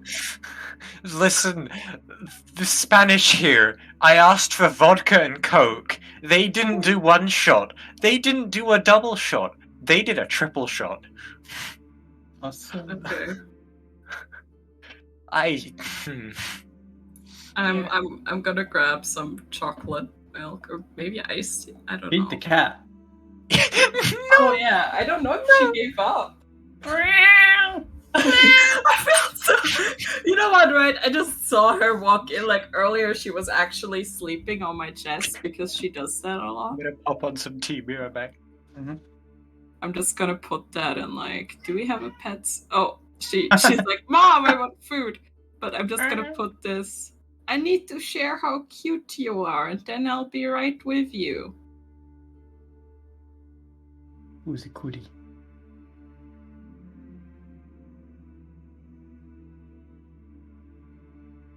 I guess it goes companions, food, all things good, and then I'm gonna go feed her. I only have coffee. Someone help. At thought. I don't have any water. There's The water in water the that tap. comes out the tap isn't good to drink. Why not? Because live in it's the in UK. Spain. Oh, you're in Spain? I'm in fucking Mallorca right now, bro. Yeah. What? And What? That's why I he's here, skipped last I night. and he's remember- here with us. The devotion. Hmm. It's I I remember tried inspiring. to do it Like, last time, on but I was sharing a room with my holiday. sister and I didn't want to torment her. We used to go like on holiday in Italy, and we always had to get bottled water. Yeah, no, there was a Aw. bottle of water, but my sister got really thirsty and like sick earlier today, so I gave it to her. Oh, alright. So all I have now is coffee, Oh I no. miss. and I don't drink coffee. Go pee-pee? I'm actually gonna. I mean, I guess I'm gonna go on a small holiday with my dad and. Hell yeah. It's. I've got It's just to Cat like a Benito lake. and It's Enzo. just. It's just to like a lake in Austria to see. Lakes are fucking cool. I am paying 400 euros to get a PCR test to get into Iceland. 400 euro? Mine were fucking Yes. 150 and I thought they were expensive. Yes, Adrian. We're going to the. Wait, where is it? Why are your PCR tests so expensive? I don't know. The cheaper option. Don't do That's 40 tests on Thursdays. No, on Fridays. Oh, and I need to do the yikes. test on Friday, so 72 hours lasts It's until I fly on Sunday. Ours are fucking 150. But they only last 48 hours, and I'm assuming that's the same with yours. 72 hours it lasts. Oh, okay. We're going to The like. good thing is, my parents didn't have to pay for 5, they only need to pay for 3 because they're vaccinated. We're going to like Woo! the Noisy, which according to my parents is really dirty. Oh, yay. Okay, anyway. Anyway, I still need to grab chocolate milk. You Give here? me- You Yeah, I'm feeling good? here. You feeling Yeah, I'm good? feeling good. I need a Feeling good. I'm sorry. Like, I've been preoccupied myself because I have a hand tool, right? That drills stuff, but it's not a power driller. It's mostly for sanding, or for it's a drill for handcrafts. Uh-huh. But it's called a rotary tool. But I've also been using it to shave down my toes cuticles. Oh! And I don't know why, it's just satisfying to see like a whole flurry of dead skin flakes fly right off. Oh my god. Yeah, it is quite amazing.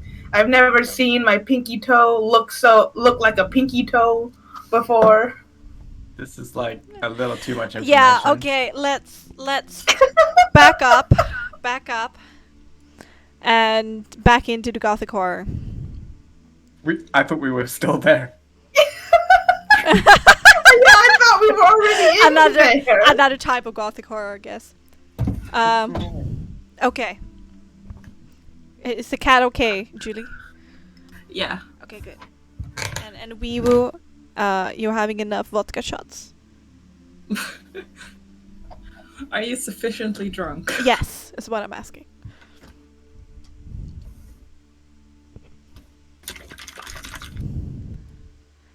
Ree I think we was muted. Wee wee wee wee.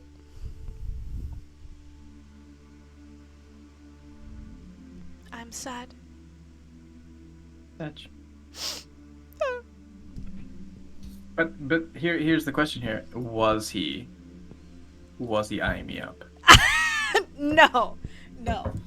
He was staring at the jacket and then on you with a confused, befuddled look. I mean, Nyx has that effect on some guys. Yes, I understand that. But this time, just a stare on the jacket and confusion. I mean, you can always Confusion? try anyways. Confusion. As in like Is there anything about his like brief look that Nyx can insight onto? Like he's looking at it in a confused way, like either like he's wearing it. Is he confused that he's wearing it, or confused that the jacket exists, or like is it more why? I don't know. I think Aspida said. Aspida did, tell him that you had the jacket, that you owned it, and he's like looking at it. It's like why? Yeah, and how did you get this? He asked Aspida why you had it, and she didn't know. And now he's looking at the jacket and then at you with confusion. Oh no! It's like she never told him who this jacket belonged to. She just only a told friend. It belongs to a friend, but I'm pretty sure it's pretty clear that. Then I mean it still works. He looks at the jacket and then it looks with a lot of confusion. It still works the same way. Yeah. If Nyx like catches his eye, like checking out his jacket, he's just gonna give like a toothy grin, an awkward toothy grin, and then hold that awkward toothy grin and look left to right and give a stronger toothy grin, and then kind of like walk to the back. Okay, his eyes follows your movements for a while before landing again on Illyria.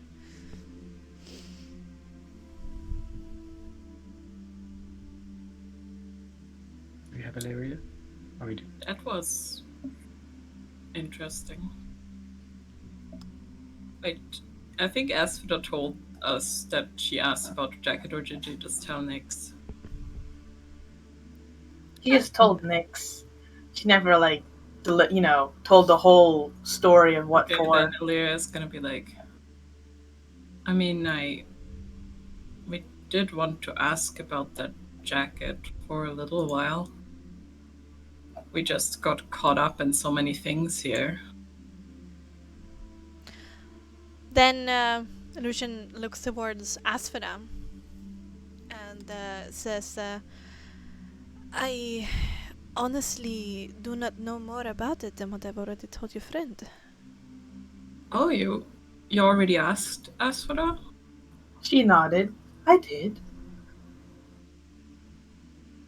That's good then. I just didn't know.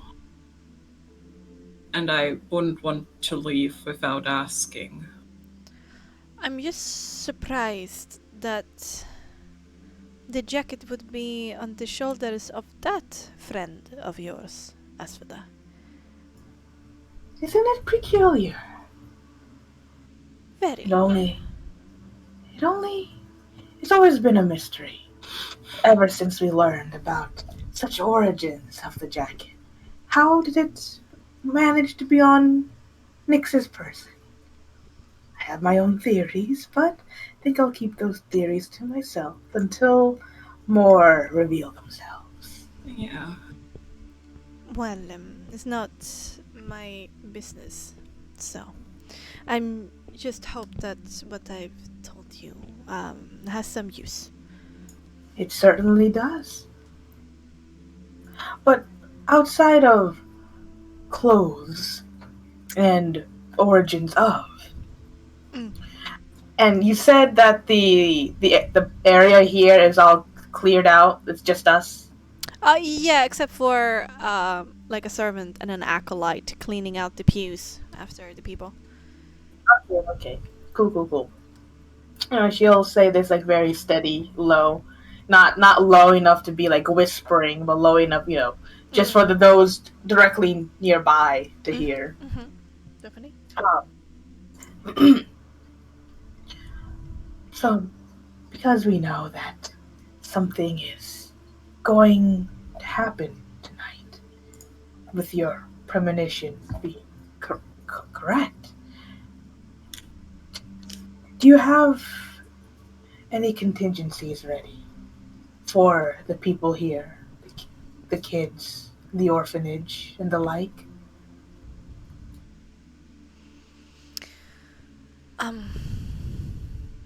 Well, um, children under a certain age who do not have a guardian do not have to attend the festivals if they do not want to.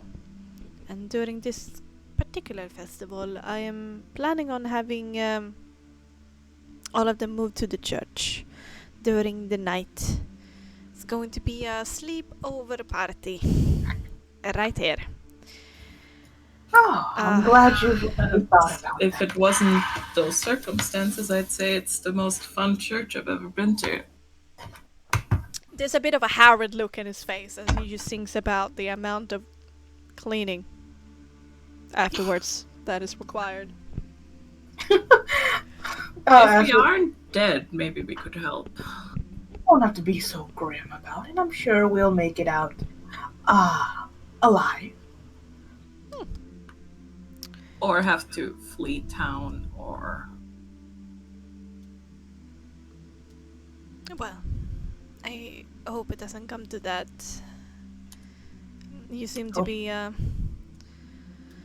reasonable force acting inside of a lucky, and Morning Lord knows we need more of that. But yes, I myself need to go to the festival, but I've talked to the burgomaster about it, and the headmistress and one of my acolytes are allowed to stay and not partake in the festival. Well, that's Two. good. Take care of the children. I'm glad you've already thought about it. Funny, I was about to suggest the same thing about a sleepover party. That's good. Great minds think alike or something like that. Compassionate minds think alike. In this case, Indeed. honestly, this place does need some compassion, just as a whole. This place needs a And hell I'm of a lot more glad than passion. there's I still am. some of it out here. I'm sorry to interject, but I have my own duties, helping to set up the festival, and a lot of other things I need to do. Of course. Of course. I just wanted to touch base on that, but you're already a step ahead of me. Thank you, Father, for easing my worries. Happy I to do so. don't have any more thoughts to share on. You said you wanted to keep neutrality, which Yes.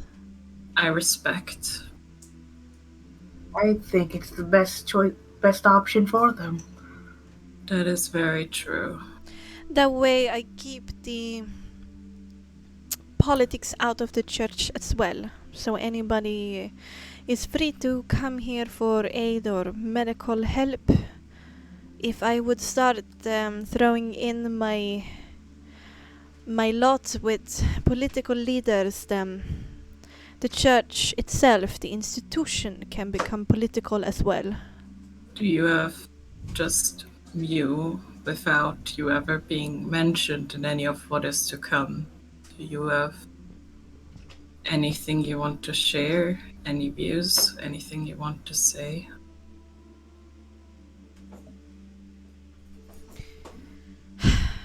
For once I am dumbfounded when it comes to my own personal opinion of how I wish tonight would end.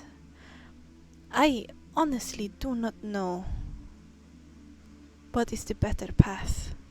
I don't know either. Although in our investigations, I had to promise my aid to Lady Wachter.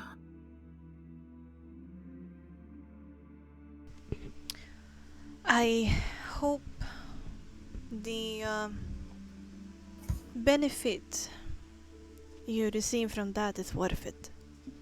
Well, I fear that it might be either Lady Wachter or bloodshed that is going to be a lot worse. The camp seems fed up with the situation here. The Vistani. That's troubling and news to me. That's where we track the bones too, and we know of plans to have a more agreeable leader of Volak, which would be Lady Wachter. You do what you have to do. Know that if things turn to bloodshed, me and my acolytes, and also those who help around here in St. Andrals, will retreat back to the church as swiftly as we can and protect the children inside. And create a base of operation for healing. I hope we can avoid as much of it as possible. Yes, well. I think most people here are... I mean, what do I get to say on this? I'm a soldier, but they shouldn't have to suffer for the politics of a few people. I think most people in this land are just trying to get by. Yes, well, it's more than just politics, is it? Well, when he is involved, yes. And more actors than that are capable of doing great harm. Is that so? He lowers his voice and leans in. The Burgos Master's Reformation Center is an example of just that.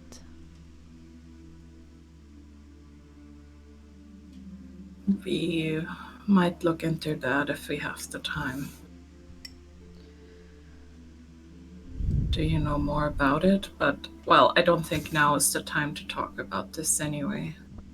No, and I don't think it matters right now. Either way, I think helping out Lady Wachter might be probably the only solution without a lot of blood being shed. Maybe.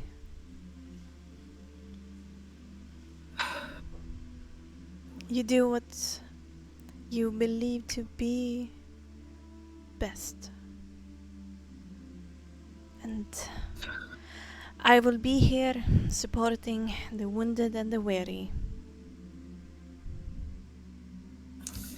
I don't want to take any more of your time. Good, because I Thank really you. need to run. Thank you. We have some things to attend to as well. I'm sorry. Very well. Then, perfect. You be careful, do what you have to do, follow your art, yes, do the hard decisions. Now, leave. And he kind of pushes you out. It's just look, I know this is important and I know you're in this moral dilemma, but I need to be places. Yes. Sorry for taking so much time with this. Yes. I understand. Now, bye. Oh, I mean that was me as Julie to everybody. Okay, no. It's roleplay. Alright, you pushed out of the church. I just do you know when you don't know what to do, so you just ask a lot of people for advice and you hope that somebody just makes the decision for you? think that's what Illyria is doing here. Yeah, I mean, if she doesn't trust her own judgment, that makes a lot of sense of going around and asking those people that you respect. It's a Yeah. nonsense. But he will not give you one because he needs to remain neutral. I know, but she tried anyway. Yes. All right. We're to next, Scare Gang. The bar. Yeah, at the Wait end. for this to all blow over. Just head into a bar and just stay there the whole night. Doesn't sound too bad, to be honest. Sounds pretty nice. Man, I suck at the bars as well. All right, we're heading for Urban and Danica. Yeah, let's just get drunk and skip out on the festival, guys. Woo! Hell yeah! What?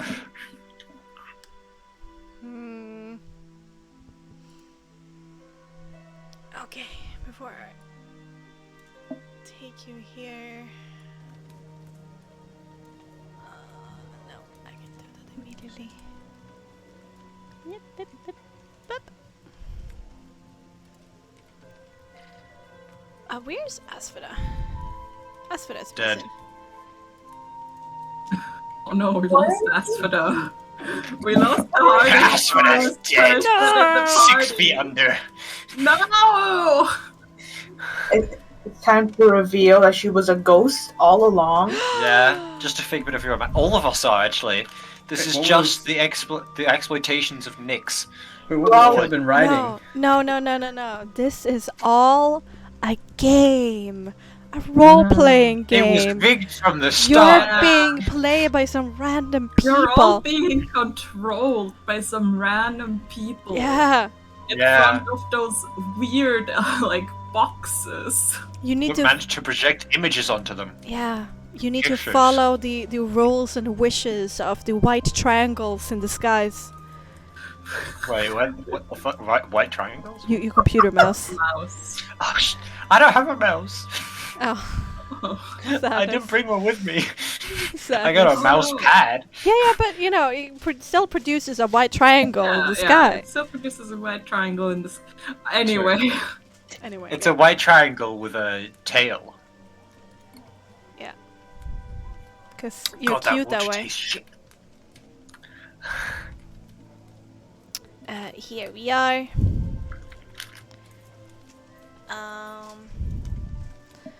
Okay. You're gonna head in? Yes. Well, head in the I'm not entirely sure why we're here. If we just want to inform I just them of what's going on. I don't know, I'm not too familiar. I just want their input, okay?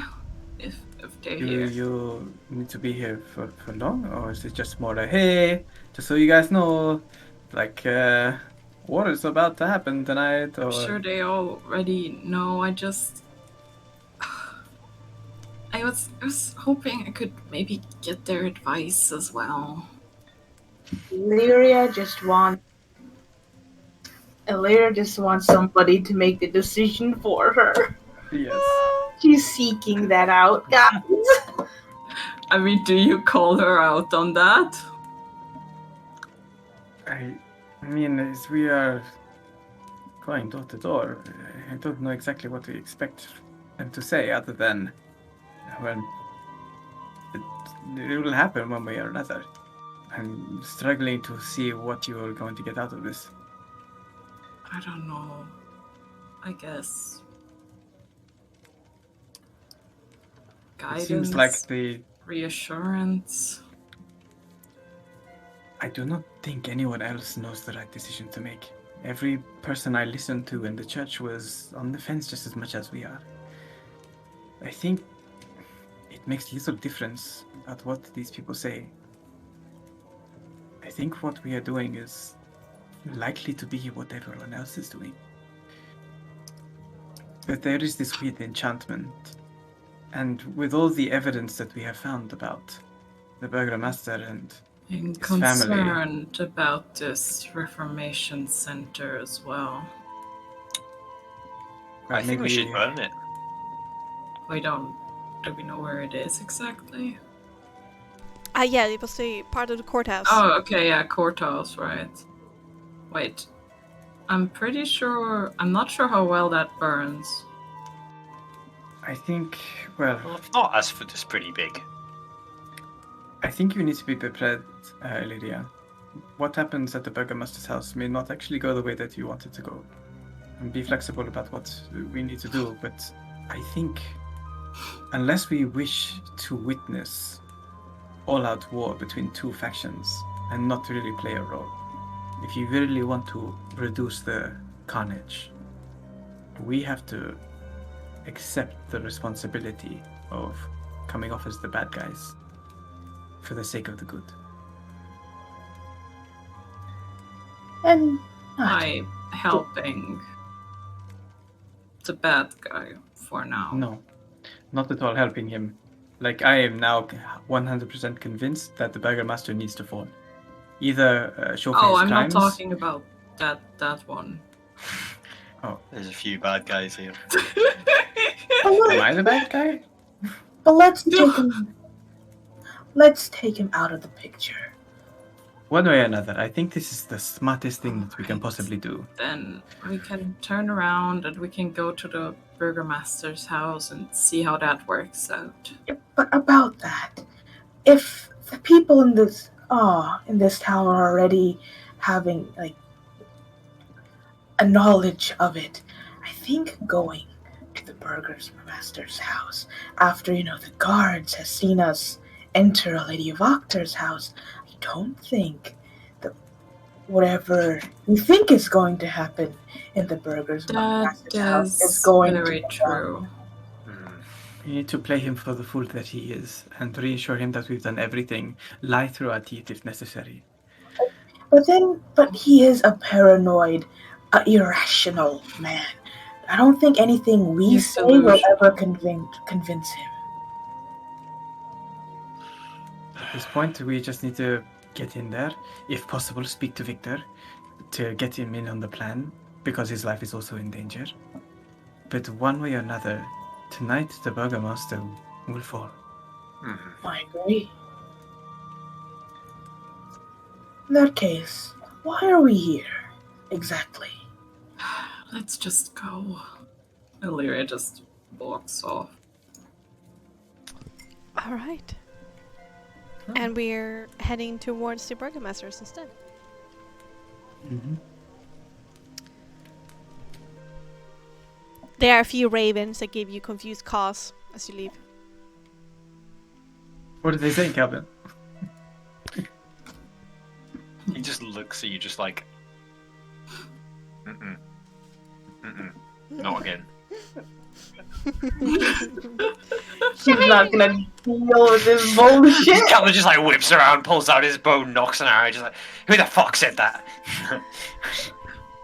All right. Chinese now his new trigger word.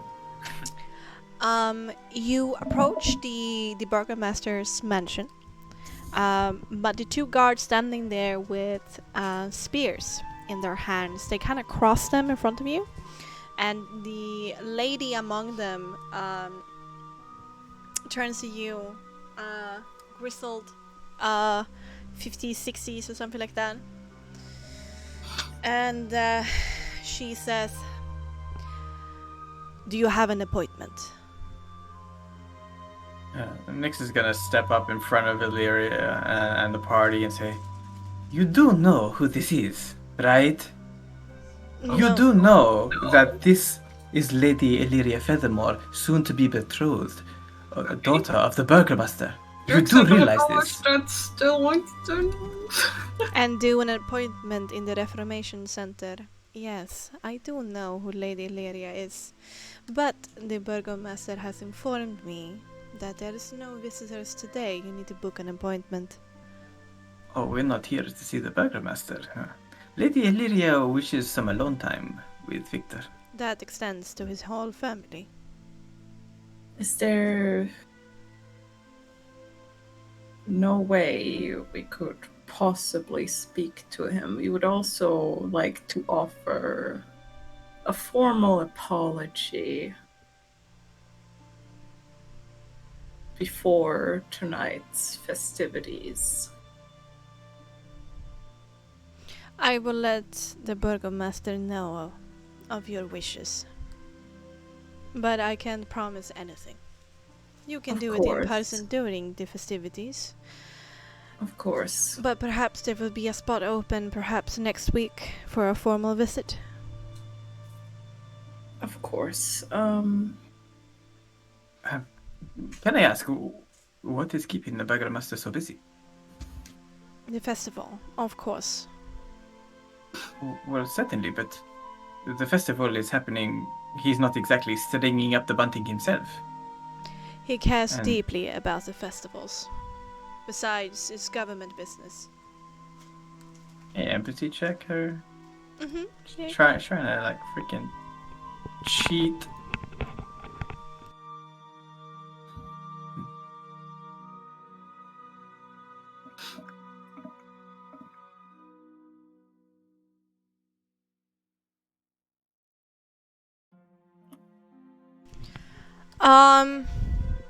She's pretty good at what she does.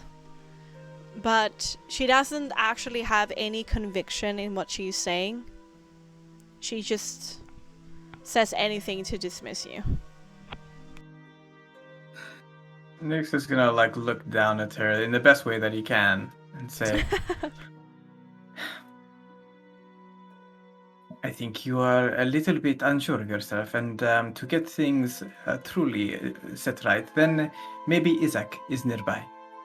For Lady Illyria is here on a real purpose, and I do not think the burgomaster would be happy if his soon-to-be daughter is going to be, left out in the cold. I wouldn't want that to I happen, would just you? like to talk about our arrangement and the future of it, and if that even is still on the table, and offer my deepest apologies before tonight's festivities, or otherwise just have an answer from the burgomaster. Right. Since I am aware of what happened, and I would just like to know what is going to happen. She turns her head, looks towards one of the 6 guards that are standing out here, and she nods her head towards that person, who disappears inside of the burgomaster's mansion, whilst she and the other guard doesn't move from your path. She seems very bored by the whole situation. Doesn't give you any like guidance of what's happening. Just expects you to be in the know. Nyx will like fold his arms in front of her and like tap his foot, like impatiently staring her down, like with this, using his body language of being thoroughly unimpressed, and that he's trying to convey this unnecessarily noble position. Like you don't keep these people waiting, and you should know that. When the guard, kind of sends like that apathetic like signal to the other guard that went inside, can ask her to make an empathy check to see if that guard really is gonna go to the burgomaster, or is that like the sort of look of like get more men kind of shindig. Oh yeah, do an empathy composure for that. See what Yeah, happens. I was like, nah, this ain't happening. Got a Karen out here, boys. Yeah, Gotta fucking Woo! Karen. I feel so bad. 17. Oh damn. No, that guard looks a little bit nervous as he's gonna go and talk to the burgomaster. Gotcha. Okay. I'm absolutely terrified of what's about to happen, and I hate doing this whole, do you know who I am? Do you know who I am? Oh, it's okay. I'm not at all upset about doing that. Like a few minutes passes. He comes out of the door again, walks up to the guard, whispers in her ear, and she turns to you and says, "Right, no visits today. The burgomaster has heard your plea of forgiveness." Nix is gonna step back from the house and just yell up to like the top room. Victor! Victor! Your soon-to-be wife is waiting in the cold. We need your help. Are you just fucking picked up there. Are you disturbing the peace of the Vallaki streets, sir? I am not disturbing the peace. Merely, I No. need to speak with someone that is actually having authority. For you, just merely No. guards that have no idea what's going on here. I thought so, because anybody shouting such blasphemous things in my presence would be apprehended on those grounds. Blasphemous? Of course not. What is blasphemous in your mind? Leave the premises. You are turning away Lady Illyria Feathermoon? Well, The the burgomaster, Burgomaster is a busy man. indeed. My And- plea has been heard, and that is all I can ask for. And he's looking forward to the Lady Lyra's presence during the festival, where he's going to have special consideration towards her. Of course. Well, it seems like we will have to wait until the festival then. Yes, the Yes. festival. We will do this. Festival. And Nix takes a few steps back. I think Until we're the all festival. just sort of like trying to buy time, so Lyria's just like polite, like tries to make it as long as she can. So like, thank you for your time anyway. No, Slowly. thank you for your visit, Lady Illyria Feathermore. Please come again. Look, I don't like any of this either. He just kind of like smiles at her. Then we're in agreement. And she smiles back. Step back a few ways, and like just when we're out of earshot, it's like, okay, what's the plan? You've got the plan, right? I don't have a plan. I never do. What? What? You I was just hoping I accepted could this? find You time. accepted this without a plan? What's the plan, Illyria? Look, Are we going to like knock them out? Are you want to sneak in? You want some invisibility? Yes. What's the plan? we can try to sneak in, but we should leave first. Yeah, we've left. Yeah, so it's like, Yeah. I don't think they'll let us in. I was hoping I could buy some time if anybody notices us or if he heard you. That didn't work, so now we would have to sneak in if we want to get in. Somebody Or we just walks into Illyria. Shoulder to shoulder. Again. A long, lanky man. I'm sorry. Very sorry, Lily Illyria. Do a few bows. Like pats you on the shoulder, like removing some dust that is not there. Whispers, "Victor's at the tailor's, having his dress tailored. Gilly Lottie, you know where, Beast Rose. I'm very sorry. Goodbye. Oh my god! Elvira is like, Yeah, we're he's heading so to good the at it. tailor. Yeah. God. what's the plan? What's the We're plan? heading to the tailor. Oh. Wait, did anyone else hear this, or was it just Illyria? You kind of overheard it too, since you were Okay. standing so close. Okay. It's right. another hooded man who just so happened, quote unquote. I don't know. bumped I think into us. it's like I think it might be the one of the like servants or whatever who was absolutely terrified last time we visited. No, it's the same person who was Oh, it's the with same person. Lady Wachters. Wachters. Yeah. It's Oh, the same okay. person. Oh, it's the same hooded person. Same So, pose, yeah. the same Well, build. I mean, it's our best shot, so we're heading to the tailor. Right. Alright. Okay. Let's go. Go. Okay. I don't have a specific picture for the tailor, so it's just gonna be this. But you're over here. Yeah, and we need to go like over here, right? Oh no, you were. This is the burgomaster's, but this house here, the beige house in the corner, that's the tailor. Okay. Then we go there post haste. All right, to the beast house.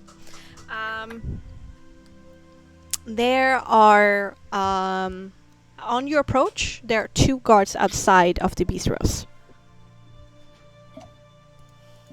Okay.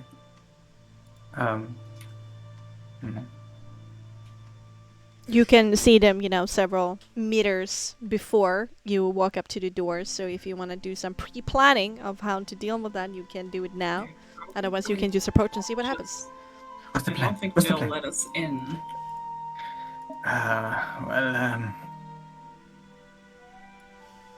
We could maybe see if there's a back door, or we could perhaps just distract them. I don't know. To be honest, I have to say, I think guards are a lot easier to, deal with than the bitch back there. I mean, yes, but we probably won't have to, We'll be able to see a big Victor. fight with the guards. No, I'm not fighting, no. It's like, But we can try, yes, and then we can still look for a back door. Right. Well, let's just go for it. I mean, everyone needs to have their clothes tailored. Maybe Asphodel needs another dress. I mean, yeah, I mean, we all need to be in proper attire for the festival, right? Yeah, Right. And we came from the Burgomaster's house, who sent us here specifically. and considering that we got into a scuffle in that coffin maker's place while I was in that dress, well, Ruined, right? completely ruined. It's a terrible, terrible circumstances here. My Is that first the and dress? yes, my first and only dress. Wait, wasn't that like a loner dress as they were making you something else? Was it? I think Yeah, so. yeah, they were. Yeah, I totally forgot about that. yeah, they were. We're here to pick up a package, like completely innocent. Yes, Let's go. yes. And Nyx will like strut up all confident, like elbow swinging, just like stepping it towards there, ahead of the party. All right. Igor is at the door. And he holds up a hand. I high five him. Hell yeah! Yeah. Fuck And I walk give in. you a high five. Give me a low one. No, first he like puts down his hand, looks at it weirdly, like, what did you do? And then he notices that you tried to move past, and he puts like a hand on your chest, and then push you back a little bit. Igor, I thought we were friends. We're here to pick up a package. Well, no. We've just Are come you from the Burgomaster's house. Clearly, look at Asphodel. She is in absolute state. She is not going to be able to attend the ceremony tonight without the agreed-upon, pre-arranged dress that is within the tailors. Do a leadership with either presence or manipulation here, depending upon what you're leaning on. He was doing all like the whole, fake it till you make it kind of thing. True.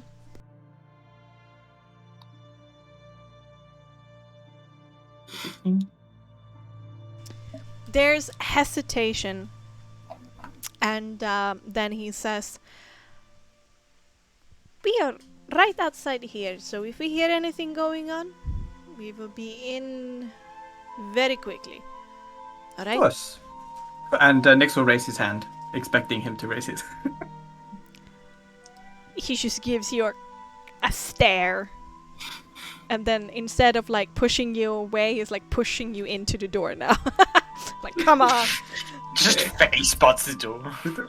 So I guess we all head in. All right. Like, Alright. Illyria's gonna like, it's really rude not to do that. It's a protectorate custom.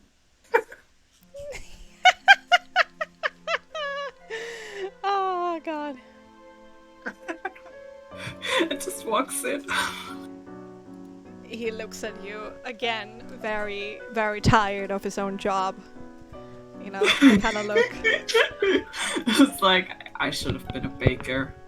Yeah, a little bit like that, yeah. I'm not cut out for this bullshit. This is not what I had in mind when serving the people. Yeah, I know. I imagine all heroic acts, and this is the shit I have to deal Now with. I have to deal with those weirdos. I was supposed to be the champion of justice, and here I am. Okay. I To be five even more weird, before Kelvin goes in, he's going to offer him a hug. Oh. Kind of kicks you away at this point. Oh no! Not Kelvin looks strong, over him like, oh, but you fuck know, like a cat who tries to attach yourself to your leg, and you're like holding your leg up and I'm like not slightly. that small. He's kind of big man. He's a big man. Igor is pretty big. Yeah, big man. Calvin is a cat, confirmed. Fuck you. So it's not really like he's kicking you, but he's like trying to like push you away with his leg and like oh. Kelvin just like, oh. Alright. Now you made him sad. How do you feel? Happy. That's my job. Better come back out on us for this shoulder. I'm so I not can the kind of Didn't say GM. that. Like, Alyria didn't say that, by the way. Oh, okay. That was not to me as a GM, but to the guard. Okay. I'm sorry. I had responded as GM. Like, yay! My players are sad. Woo! Oh, okay. No, I mean, I think, like, Alyria didn't say that, which I think was clear. I'm sorry. Anyway, Ah. you enter the bistros. Ling-a-ling-a-ling. Yes. And you know, as before, there's a large open space, which is both the storefront and Gilly's workshop, where he has his different fabrics and his different sewing machines and bone needles and rows upon different kinds of thread. And then you have the part of this open space that is more the cashier and several like dolls that are dressed in different apparels. But when you come in, you see the scene of a very, very irritated and annoyed Victor standing in the middle of the space, being doted by both Gilly and Lottie, running around him and like doing last minute fixes to a white and yellow suit that is very frilly and very bright, and he is not liking it. Don't phase, Mom. It's who I am. Yeah, I'm a goth at heart. That's basically Victor. This is me who literally said things with me as a fucking godfem. Yeah, I'm feeling this too much. I don't want to wear good. I don't want to wear clothes with no taste. yeah, no, that's how he's feeling. Like he's being strong-armed into this very ridiculous attire. And yeah. What's your immediate reactions to this? They're a little bit occupied in their mood or job. Nix will be like, wow, Victor, I didn't think you were such into fashion. Nice lines. He looks up at you. First, his eyes widen a little bit, and then they become like slits. Don't talk about it, please. You carry it well. You should dress more like this in the future. Sure. I once had to wear this like really frilly like pink dress, and I absolutely hated it. God. Is this in game or? It's in game. Ah, Okay. That's you what I know just my kinda... I do. We're ask here for them. to. Says something there. Yeah, she just kind of like rubs her chin. You know, it reminds me of this one person that I once knew who loved their cat and would dress them up in frilly things like that. Poor cat. Yes, Poor cat. And she looks dead-eyed at at Victor. Would you It agree? gives you this look of like, what are you getting at? What's your fucking problem? In the meantime, Lottie spins up from a position of like standing on her knees and doing like needle work in the robes, trying to, move up the hem a little bit on the pants, basically. And twirls in front of you with her, ridiculously voluminous skirts that she's having. Claps her hands in front of her chest. And you're back! I am! I live for I this thought you moment. would come yesterday, but we're done! Oh, I'm so glad to hear. Sorry that we weren't here yesterday. We were caught up in a lot of things. Well, next time, fashion cannot wait, okay? When you dress in this, you are going to regret not being here yesterday. Well, I'm quite elated to hear that. I certainly can't wait to see what you've done. Let me run at the back and get you. An empathy check, Aspida. What? Is she really excited about this? Yo, do it! Do it! Do it. So she's Blow won it. one dress. 22! I'm gonna... she is both curious on what this thing is gonna look like, but also slightly like gritting her teeth, not for the dress that's coming, but the fact she has to tell him that the current dress that she loaned ain't looking so hot. Aww. And she's trying to think of how to put it in words. What happened? Okay, that's true. Alright, just a few seconds later, Lottie twirls back into the shop, rushes over to Aspida and basically just hands her a parchment package that is soft into her hands with a very expectant look on her face. Large package. Oh, a large package. Large girl. Oh no, not that! Goodness. Jesus. Okay. Do you open it up here or? Yes, she will. All She right. knows how this goes. She's gonna open it up right here, and like let the dress flow down to have a good gander at it. Yeah. When you take a look at the fabrics inside, you realize, or remember, I should say, that they did not make a dress for you, for your actual thing. This is Yeah, they did. sturdy brown and high-waist leather pants, a lofty and flowy white linen shirt that you put into the leather pants, and then a black heavy cloak to go with it. Ooh. Oh, she's feeling like the leather pants, the material, its sturdiness, Yes. the breathability of the linen for like the shirt. But Yes. most importantly, she does take her time to have a feel for that black cloak. Mm-hmm. And her eyes begin to lighten up like surprise, for she says, "This is in fact the nicest set of clothes I've ever received." Really?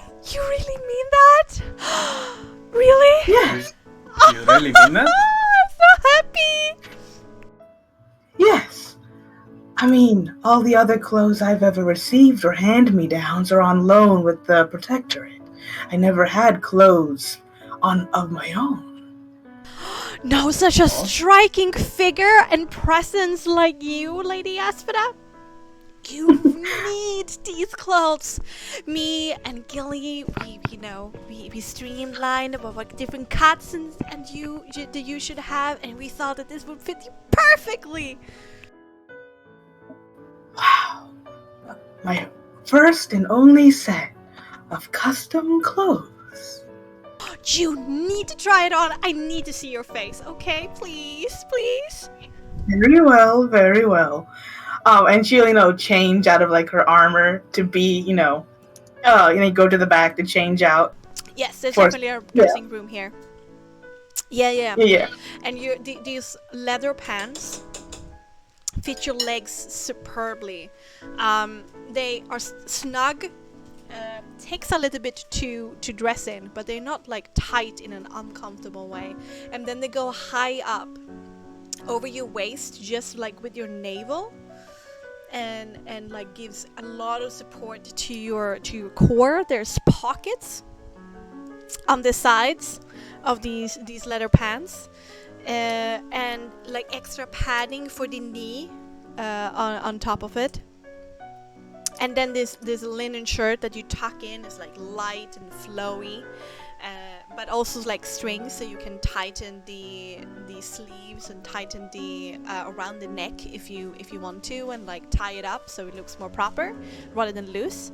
And then the black cloak is just a sturdy and warm material that probably can ward off rain for a little bit, with a hood, and it's just large and voluminous and rich.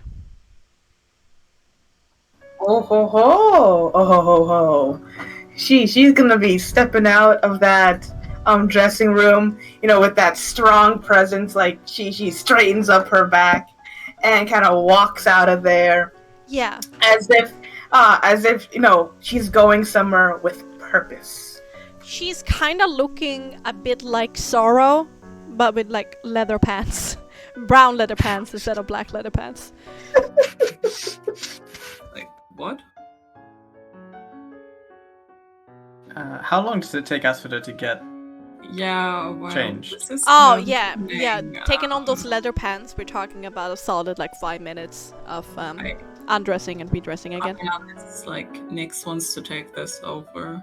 Oh no, Asphodel is even wearing armor now. We're talking like 10 minutes here. Yeah. So they have time to discuss things. I'm gonna like how much cursing comes from behind the curtain. I don't know, but yeah, like well, I mean, it's also Illyria, I suppose. I mean, we go to Victor. I don't know if Calvin wants to. I don't know what Calvin wants to do. Well, I mean, you can go talk to Victor. Okay. I don't know. I feel bad for talking so much. Okay, it's your call. I mean, I think you're still. You can come along. I'll do the talking. Like, hey, what's that supposed to mean? It's like you're integral to the story, but it's cool. I mean, I can do it. I just feel bad for taking too much. Don't worry about it. It's fine. Everybody gets their moment to shine. Don't worry. Plan it. Yeah. I don't know if everybody's cool with it. Like, No, just roll with yeah. it, girl. Just roll with it. Illyria will kind of like try to, get over to Victor and just kind of like discreetly sort of like whisper that like we really need to talk, preferably in private. Do we though? Do we? If you want to be alive tomorrow, yes. What the fuck is that supposed to be? I'm not gonna tell you, but if it gets out what you've been doing, somebody most certainly will. I'm not threatening you, I swear. I want you to get out of this alive. Gilly, Lottie, I am so thankful for all that you do with making this attire look as good as possible. Would you give me a moment with my criminal fiancé, please?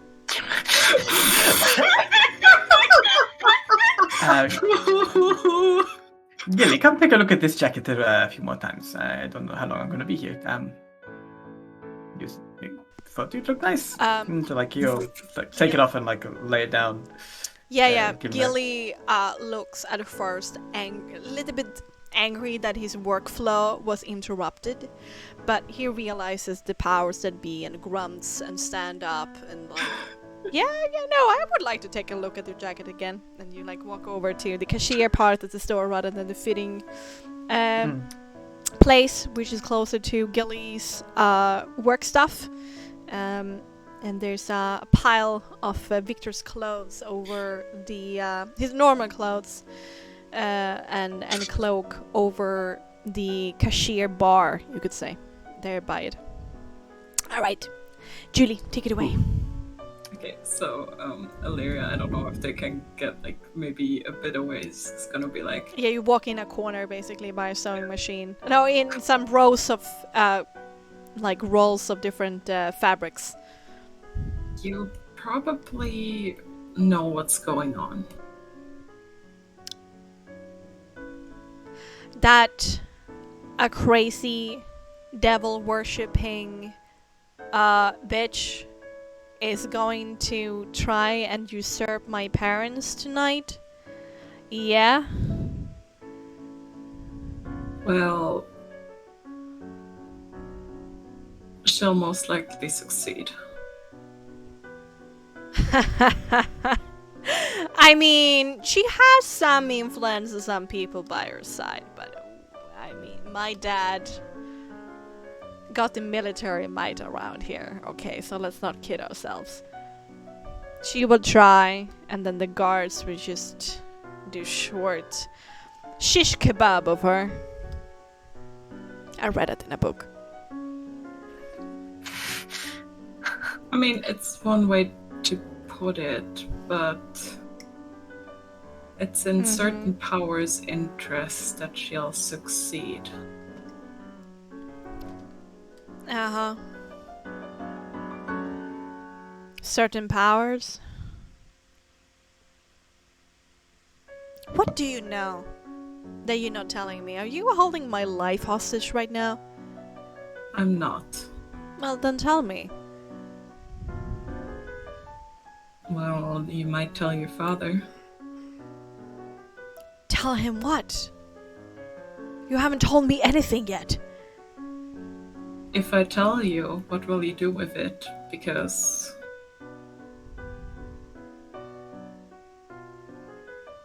Because... I there mean, will be lots of bloodshed tonight. well, is it going to be my blood or not my blood? That, well, entirely depends. If your secret gets out, which... What? You're still holding my life hostage, just so you know. I have no intentions. I want you to get out of this alive. Then just tell me. Then you tell me first how involved you are in what your father is doing. What is he doing? What particular part of governing this shithole are we talking about? The Reformation Center, his delusions. That... Not that interested in that kind of stuff. I have my teleportation circle to work on. I'm not interested in ruling the minds of Vallaki. I want to get out of here. Well, can I like insight on that? Sure. Because I'm so great at that. Well, you can certainly try.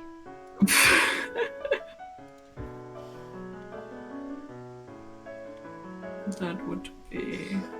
Yep, that's a true.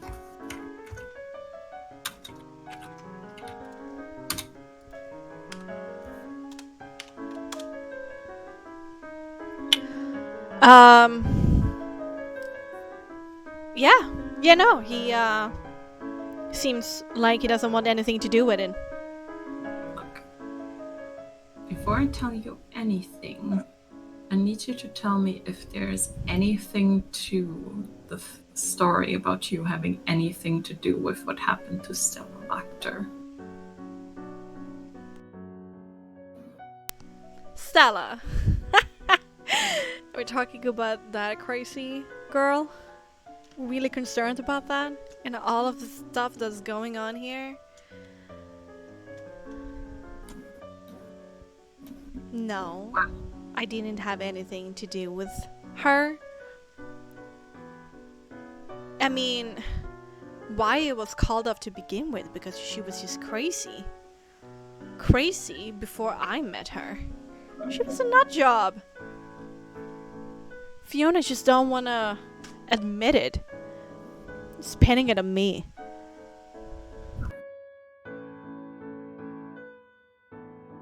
Well,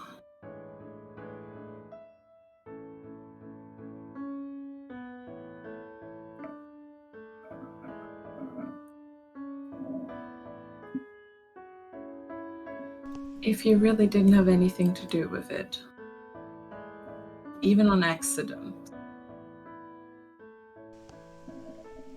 No? does that still count for like the 7 that I rolled? No, you can try to do it again if you want to. Okay. Because like Illyria wants to know if he has anything to do with that.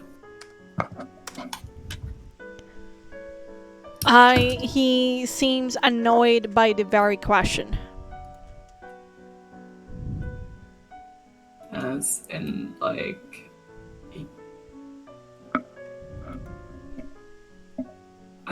defensive, or am I not able to tell? That you even asking the question to him. Look, I need to know if I can trust you.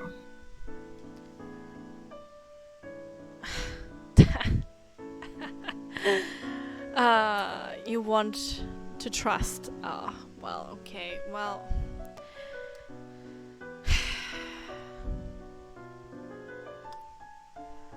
Well, if you would stop playing around with my very life and just tell me what you want to say.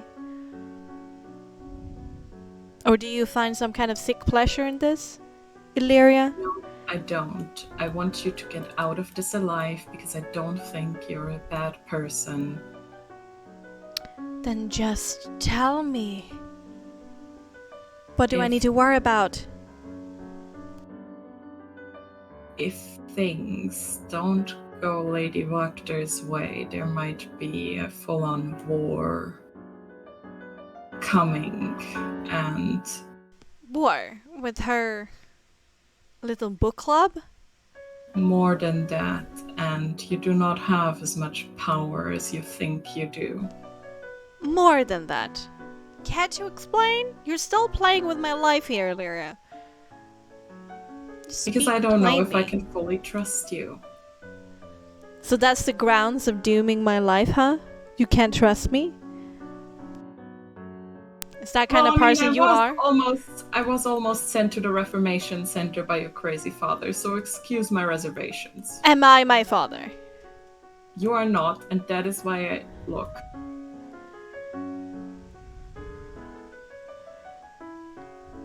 Your father won't be able to win that. Okay. Then I will return with my sully, frilly dress to my teleportation circle and try to make it work. And if it does not, I will leave a lackey. Try again somewhere else. Maybe Kresk will take me in. Barovia. That's another kind of shithole. Ismark is still there, right? In Barovia? He should be. Alright. Maybe don't mention me around him. Why? Ever. Why shouldn't I? I promised something I couldn't keep. What?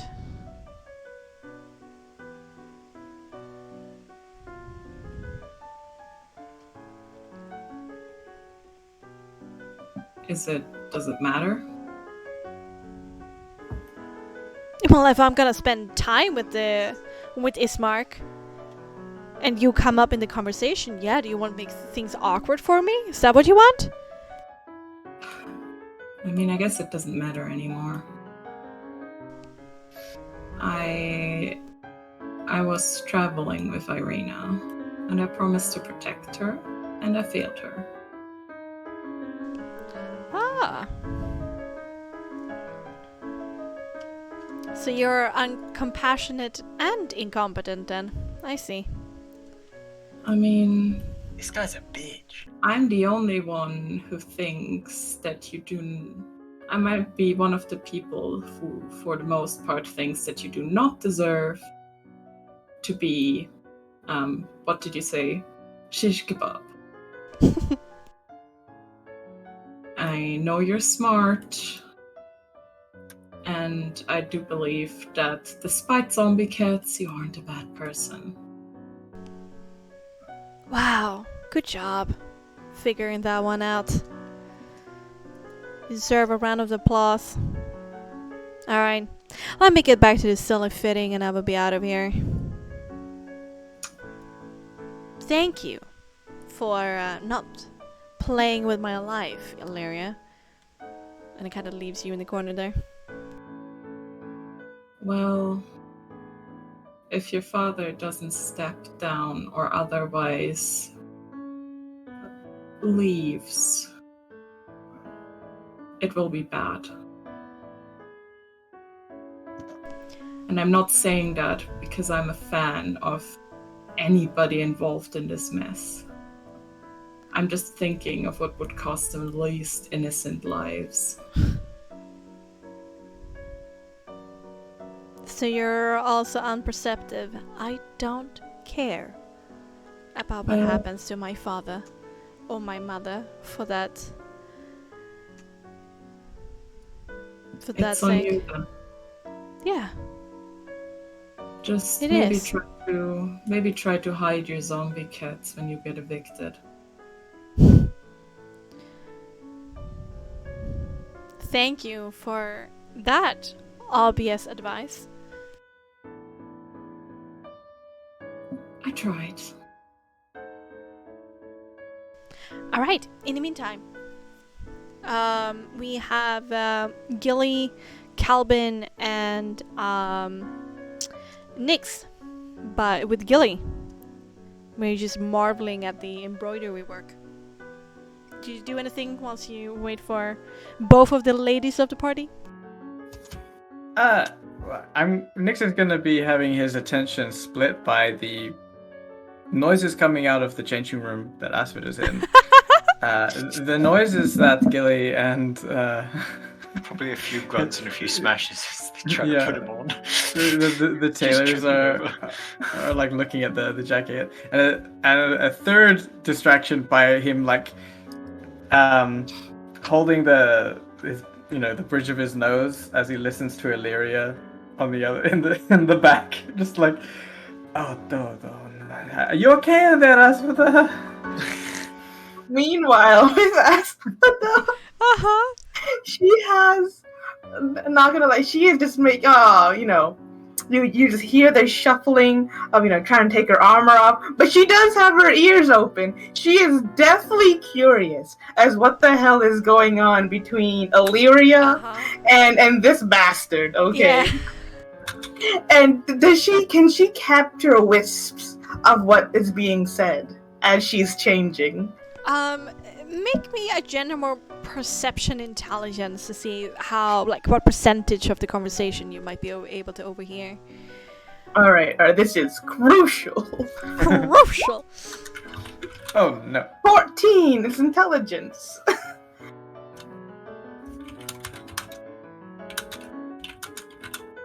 You're muted. Certain sentences here and there, I meant to say, but not in, probably 30 or 40%.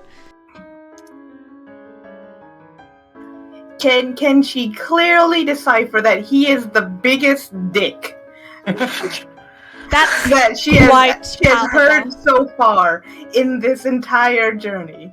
and that he is like remorseful, doesn't give a damn. The biggest stick in this entire journey includes Strahd. Yeah, worse than Strahd. That's wow. No, Wait, is As Strahd for got a big the dick? oh my god, as for the can handle Strahd. Strahd has some regality. This guy is just a teenage asshole. Not all emos are that, okay? I am not.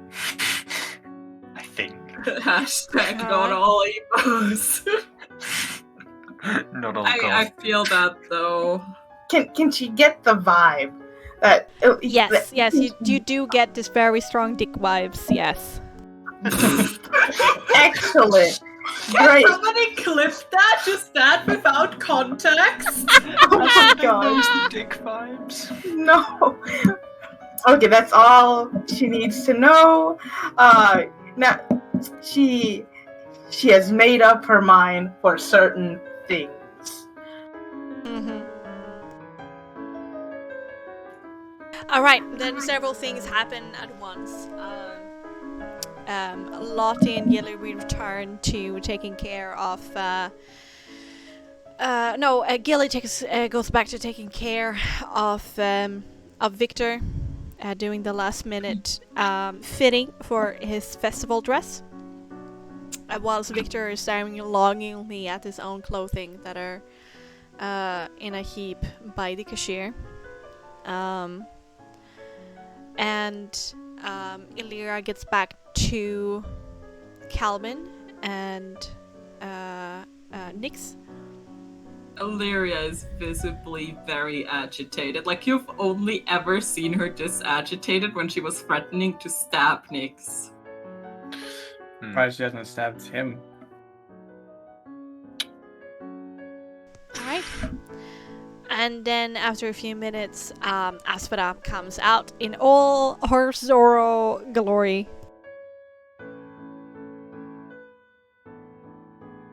Yes, she'll step out of there. She's gonna keep a neutral face when she looks at the drama queen over there. Vibes, yes. But when she looks like at Gilly, she has that the expression of, well, how does it look? Lottie is basically jumping in her spot and applauding you very excitedly. Illyria kind of softens up a bit, and she seems genuinely happy for Asphodel. I didn't know that trousers can be so breathable. Are they supposed to be like this? Mm-hmm. That's some excellent craftsmanship right there. Bexxy. Yeah. I just saw the clip. They don't target guys. You get them clipped. Alright. Yeah. Sorry. No worries. Yeah, it's very nice. It's very nice clothing. Yeah, well, she's happy about it. Not towards that guy, but she's happy. That's She's good. pleased, Maybe yes. I should get some clothes made. You can all dress the same way and become the 4 musketeers. I mean, Illyria is already sort of rocking that kind of look, to be honest. True, a little bit like that. Yeah. Calvin's just got dirty clothes. Oh, but Asphodel will pass the loner dress, very folded nicely, but folded in a way that the tears aren't obvious on the outside, so that when she passes them back, thanking them for this, she'll also say in a low tone, just so that guy couldn't hear. She'll, pass along to them. Now, this was a fantastic and lovely dress. However, things happened along the way that was completely unexpected.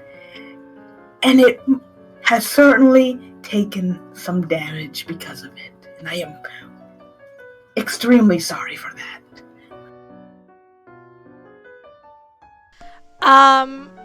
There's this look of absolute forgiveness and mercy on Lottie's face, and she's still like radiating this happiness from you being so comfortable in your new clothes that she's like just taking it in her arms and don't worry about it.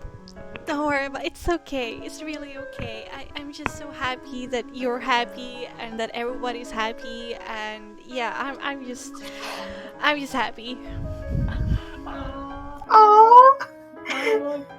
And Gilly, furrows his brow and is about to chastise Lottie, but then there's just this absolute love that shines in his eyes for how quirky his wife is, and he just accepts it. I love this. Oh, them so much. That means something terrible is going to happen to them. You know this, right, guys? Shut up! Asma just, gives the warmest of smiles. You've never seen her give such a warm smile before. And she just says, "You, sir, have a gem of a wife." He nods solemnly. He doesn't need to say anything. But yeah, that's all she wants to say. In the meantime, I do want Calvin and Nyx to do a perception composure for me, please. Oh shit, okay. Oh boy. Okay. I'm good at those at least. Not as good as the other ones, but still. What do you mean you're good at anything non-combat related? Okay, min-max. Alright. As everyone else is basically occupied by this exchange, Illyria as well, and you're still standing there by the wooden bench with the cashier on it. Cash system, I don't know, like a box, a strong box. It's a strong box. Nyx, you're basically leaning against the wooden bar, who still has those Victor clothing, just the cloak of his just thrown over it, and you notice the corner of a notebook. I was gonna say at the point of before Illyria was talking that he wanted to like just as they were distracted over the coat, he was actually gonna pat down like to see if there's any belongings, like a key or something like that. All right. But fair enough. I was gonna do that anyway. I will kind of nonchalantly, kind of like finger over the clothes and just like see if it's his spell book. Make me a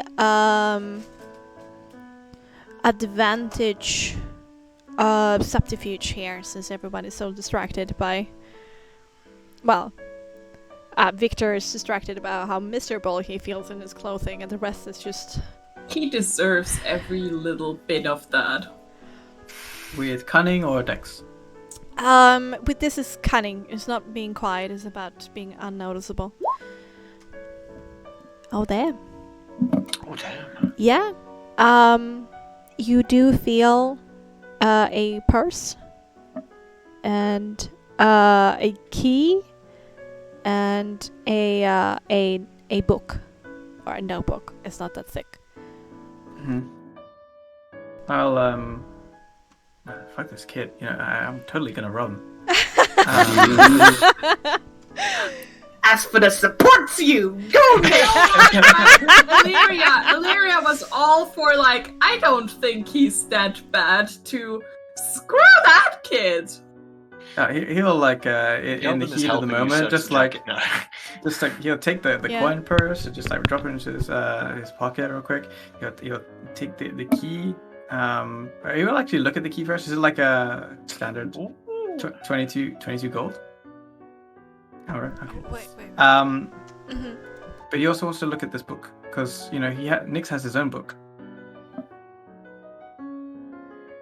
It might be a little bit too overt to flip through a book, even like that will be a risk to do so in like this room. But I've seen this. Have I seen this book before though? Because I saw that if it's the spell book, I've seen it in his room when we were there. Granted, he was post-electrocution, but still. Yes, that's true. Yes, you do. You have seen this notebook before. That you have in that room. Yeah. And then Nyx is wanting to do a switch. You're gonna switch out your like travel book. Yeah. But isn't that a book? This is like a notebook. It doesn't have a hard. Oh, I thought it was like a hardback kind of like. No, this leather. is a soft. This is a softback. Softback. Okay. Then. Okay, then. Oh God, he's gonna have to like try and tear some pages out. Just like real quick, open up, grab a handful, and just like tear them out. Okay. Hopefully he gets a bunch of them around. Like, can Nyx remember back to like when he saw the book before, the notebook before? Like it was open when they were doing the teleportation circle stuff. Like, could he remember like how, at what point the notepad was open to? Like, determine if it was the beginning or the end of the notepad or the middle, to determine how much pages that he might want to. Oh damn! Make me an intelligence check to see how vividly you remember this. Oh my God, I'm trying to be a smart boy. yeah, I'm not smart. I'm okay, smart. We know, don't we? When it comes to books. It looked like it was open like 30% in. Okay. Then I'm gonna do my best to just like grab a whole bunch of pages around that area and just like. Okay. At the same time, like just kind of nonchalantly, like looks like he like pushes the clothes off, and like at the same time like rips the pages off and like throws everything on the ground, and then apologizes profusely afterwards. Oh. And then pick up everything in one big bundle. Yeah. Lottie runs over and helps you and like shides you a little bit jokingly, but is not angry at all. I was just merely distracted by how beautiful Asphodel looks. Oh, I know, it's radiant. I mean, I can't look away, can you? No, I was just thigh standing here. muscles. I had to like put my hand on the counter here and just my Breathe. jaw dropped and I know. I just Yes. What a beauty. She looks so strong. Yeah, who knew pants could breathe? If you know the secrets that my gilly does, then yeah, they can. Okay, I don't need to know everything that Gilly does for you, Lottie, but the work craftsmanship is. Oh, don't be like that! And she like jokingly like pats you down on the shoulder, like a little slap on the shoulder. Just in the back of Nyx's head, it's just like he hears Kelvin's voice, guidance. All right. And I'll like stuff the pages into my book, interleaved into my book. Yeah. Uh-huh. And just like hand the clothes and effects back to Lottie. Okay. Okay, what do you guys do then? We leave. Okay. And where do we go? Igor nods to you as you leave. His posture releases some tension, thinking that finally you guys did not do anything that was weird. Illyria holds out her hand for a high. He just stares back at you, like, really? I told you, it's a protectorate custom. Is it really the time to have fun with the guard, huh? Is it that time of the day? Well, you could certainly use some more fun in your life, but... Fun. Fun is a strong word. Cheer up a little. She just leaves. It's a grunt in reply. Okay. Okay, what do we do now, gang? I think we're waiting for the time. Yeah, maybe find somewhere quiet and have a talk. Back Yeah, to yeah. you have still your room. Rome? Yeah, like we're like the Teo's here and the inn Yeah. is here. Yeah, We're yeah, really yeah. close to the inn. Let's just Yeah, head yeah. to the inn and wait the time. Yeah, you can just walk up the stairs on the outside and just go immediately to your room rather than go through the tavern if you don't want that. So was that 22 gold, 9 silver? Yes, it was. Wait, did you actually rob him? Yeah, yeah, I did. Hell yeah. Hell yeah, that Honestly. bitch deserves it. Okay. I feel kind of bad still, but also that's just me as Julie. Illyria wouldn't feel bad anymore. Yeah, I was about to say. Yeah, I was like, Yeah, bad give a for fuck that? about those kids. No, like I'm the kind of person who, even as a DM, apologizes profusely. You're You do, far I too have to Canadian agree. for Barovia. Look, I'm pretty sure I'm far too Canadian for life. True. I've been asked by people all the time, "Are you Canadian?" Mm-hmm. No, I'm just German. No. Mix knows a dick when he sees one. He's seen many dicks. He has seen Oh me. my! Oh, okay. I mean, he is bi, so Yeah, I mean, I support that. okay. Okay. So once we, get into our room, Mm-hmm. as closing the door, Asphora's gonna turn to Illyria Uh-huh. and say, no. "You really think he's a nice guy, huh? Not anymore. Well, Look, I thought I could sympathize with him a little. But, well, he doesn't seem interested, and while he doesn't seem to care much for what his father does, I obviously didn't want to tell him anything until I knew that I could trust him, which, as you might have heard, I definitely didn't. did Asphoda hear the bit about who was that one girl that died? Sarah? Died? Died? She's alive? You mean I'm the plugging my The burgomaster's daughter? servants? No, not the Burgomaster's daughter. The beginning that we were supposed to protect, and then Strahd was like, Oh, yeah, Irina? no, she's fucking. "Yeah, Irina. Irina. Yeah, Irina. Did she hear the bit about Irina that Illyria said?" Right, you're referring to when he said that she's incompassionate and incompetent?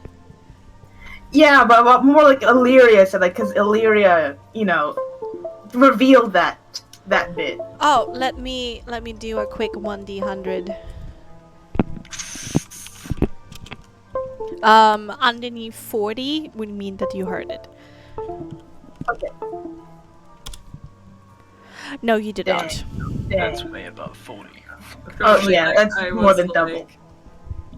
I didn't think that, like, it's just like, she was like, okay, I'll throw you that little breadcrumb and see if you can open up to me, otherwise I'm gonna fucking stab you. I mean, I can't, but...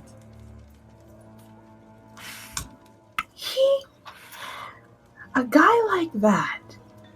Well, then again, I don't need to tell you what kind of guy that is, but I was hoping you would have known that before. I mean, look, for the most part, I didn't act that different when I,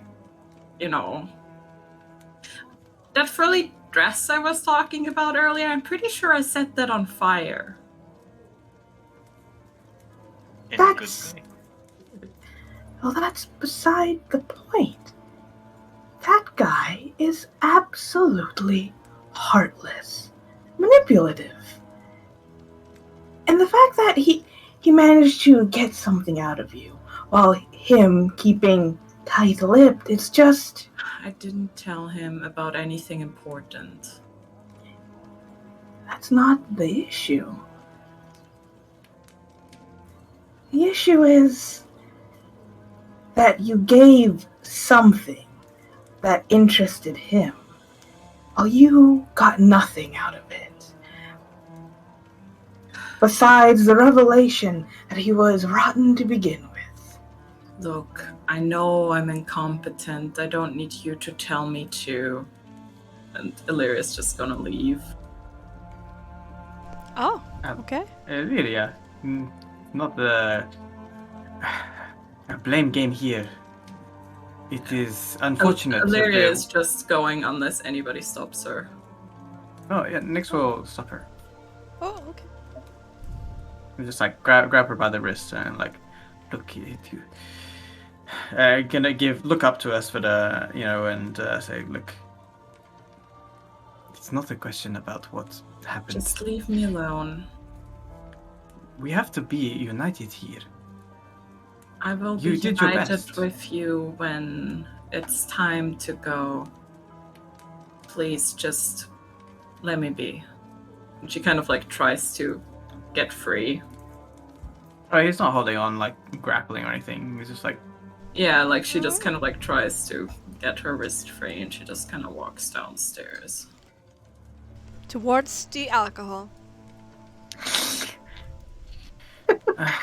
It has been a lot for, well, all of us really.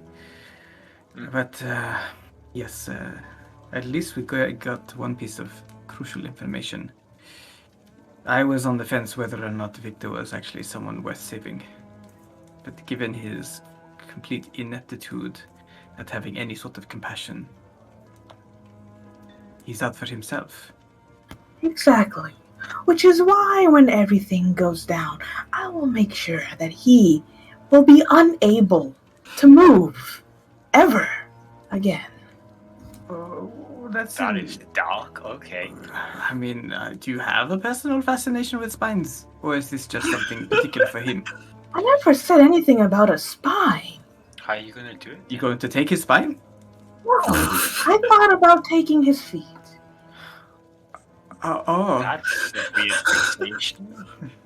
Nyx like shuffles, like feeling his feet. Besides, that's what he wants to leave, and you can't leave without feet. Well, there's such thing as a fucking wheelchair. Do you think comes... he's gonna get a wheelchair? I don't know. It's possible. Maybe it's me, but something about you looking the way you do right now, all fancy and whatnot with your pants and your cloak, and talking about removing feet, it is a little bit bothersome for me.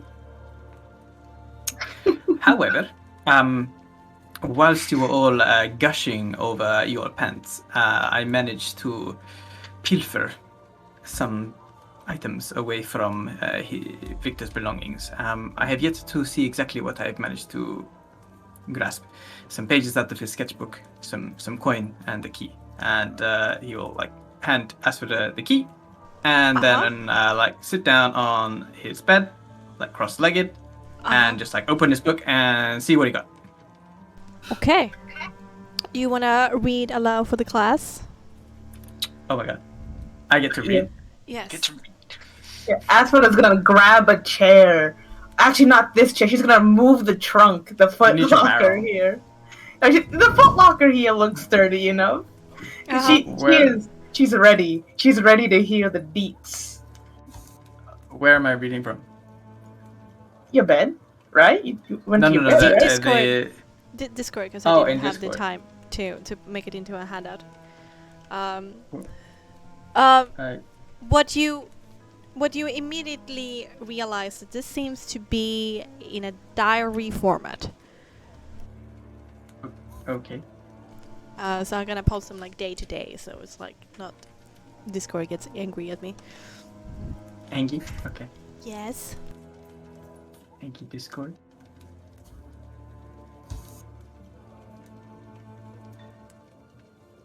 Okay.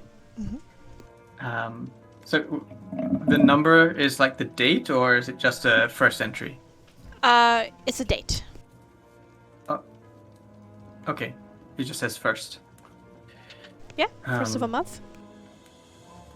I guess. My miserable parents have found yet another way to drive me mad. It's not enough that they drag me down to their meals and force me to sit in on their boring meetings. No, now they are finding new ways to ruin my work by shoving this vapid little girl in my life. Her voice, her face, her very being is pure frustration to me. The other has only told me to find a way to use the girl. Surely if I keep trying to work in front of her, she'll get all scared and tell my parents what I'm doing. How can I get myself out of this mess? Oh. He was under instruction by someone else. Oh, maybe directly Strahd? I don't know. Keep reading, keep reading. Okay. Second entry. I might be in trouble. That irritating little girl got sent up into my workroom with me. Spend some time with her. You need to get to know each other. I don't want to get to know this stupid girl. I want to be left alone. She kept trying to talk to me, interrupting the little bits of work I could do in front of someone else. I cast a fear spell on her to shut her up, drive her away from me. She spent the next minute cowering in the furthest corner of the room, but by the time the spell ended, I realized what I had done. She'll tell someone what happened. I used one of my harder spells on her. I made her forget about the spell. I hope it was enough. I've never used magic on a person before.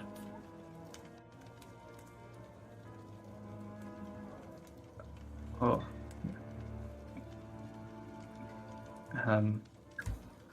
When he comes across the period of the piece of information regarding forgetting memories, Nyx kind of chokes up a little bit. You kind of hear like a little crunch of the whatever material this footlocker is made out of, probably wood, as Asphoda's hand just kind of grips at it. Her claws kind of grip at it tighter. She's still staring right at Nyx, waiting. What more? What more? Asphoda, calm down, please. I'm perfectly calm. You're obviously fucking not. Look at that, whatever it is. She kind Grab of the looks. pillow. Asphoda, hold the pillow. Yeah, here's the pillow. Asphoda will hold the pillow, and it's already like. Yeah, the pillow's already like the thinnest point is already like clenched in her fist, as she kind of like completely calm now. Don't forget Come on. that's your pillow tonight, so don't break it.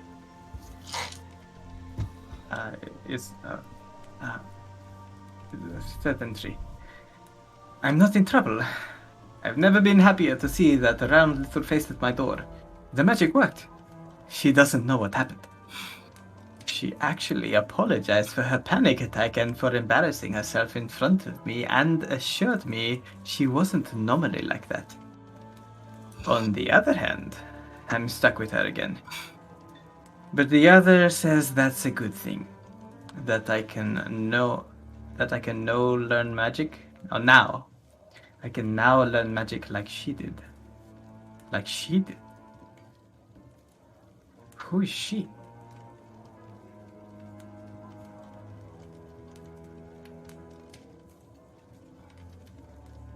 It continues.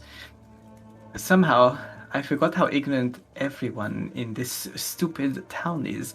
I don't know why I worried so much. The stupid girl doesn't know anything about magic. I tried some more on her today, and even before I erased it from her mind, she didn't know what was happening. Still, best be careful. The other has already threatened me once about revealing us. I don't know who I fear most, the mob or the other. I couldn't resist pulling a little prank on the silly girl, though. As she was leaving the house today, I gave her a little illusion that only she could see. All the people that came running when she started screaming was pathetic.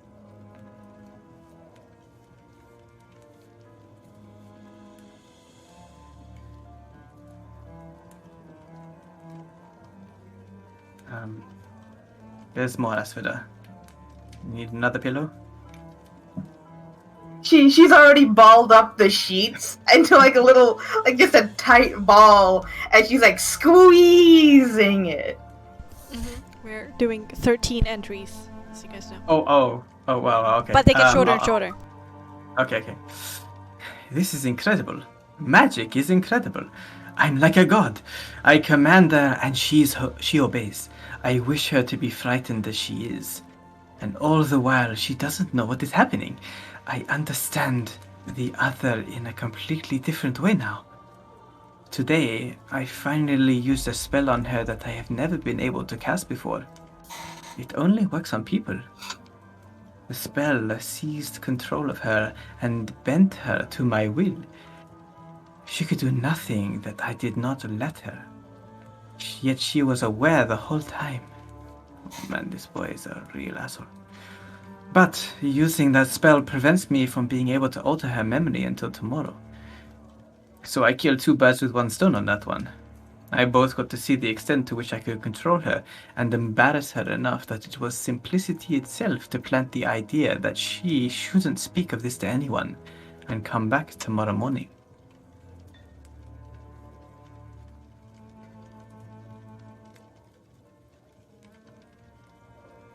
Sixth entry. You can hear like the anger or like the heat in Nyx's voice as he continues. As I expected, the stupid girl came back this morning, red-faced and quiet. I tidied up her memories, then sent her on her way. I couldn't do anything too blatant to her today, since I already changed her memories once. So I decided to have a little fun instead. A few illusions no one else could see, a spell to scramble her stupid brain, and she caused quite a scene.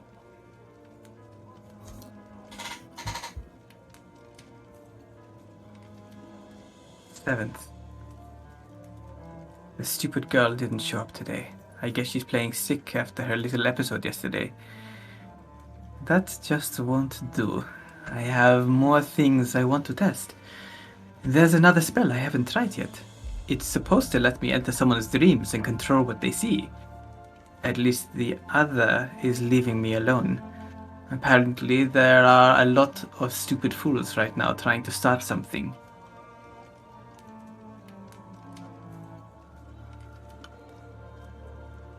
8. Well, it worked. The stupid girl is back.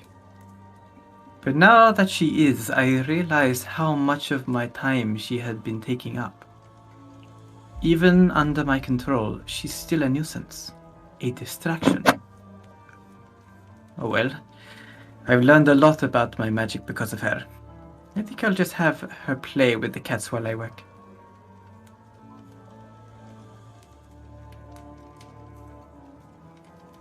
Ninth. The stupid girl is getting annoying again.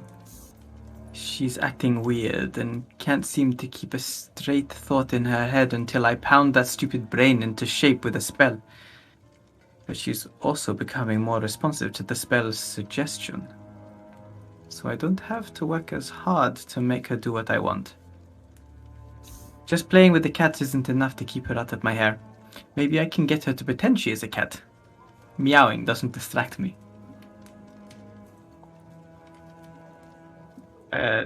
Nyx will look up at Asphyda. You can tell that she is gritting her teeth. But she doesn't say anything. She just kind of, waits for the next entry. 10th. This is working out great. The stupid girl stays out of my way. A quick spell shoves her into her role as a cat. And from there she obeys me without needing more magic. I can finally focus on what's important. And she is still handy if I get too frustrated.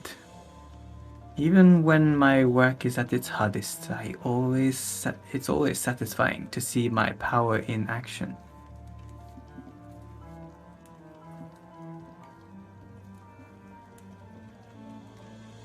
As he's reading these later entries, you can see the redness in Nyx's eyes intensify, glowering. Dad says the stupid girl isn't coming back.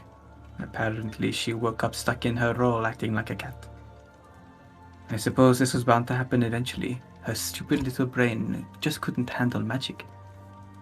A couple of stupid adults wanted to talk to me and find out what happened. It was easy to convince them that I had some arguments with the stupid girl, said some things I regret, and that was probably the cause. Ignorant, weak-willed idiots. But of course, the other wouldn't believe me. She says to stay away, and I went too far. How hypocritical is that, considering all she has done? Now she is punishing me with removing my access to the book. I hate her. It's a shame, too. I've finally gotten used to the silly girl.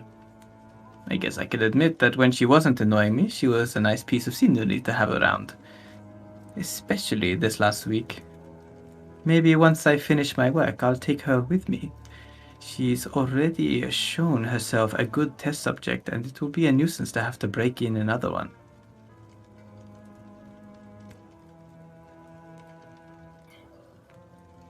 At this point, there is a faint glow coming from Asphoda's white eyes. Just a faint little glow. There's only a couple left. 12. I think it's ready. Maybe now I can finally get out of this place. It's a shame the stupid girl isn't here. I could have her try it out for me. I'm certainly not trying it first. Maybe one of the 7s. This really is the best day. I can finally get away from here.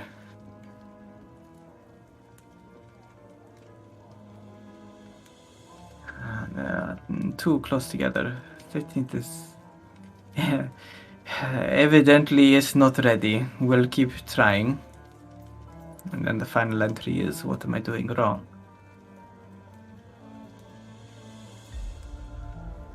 And Nick slams his book shut with force. And with that, we're going to end this episode of Curse of Mother Mystery. I'm gonna stab him! That's Sure, not I'm gonna even... stab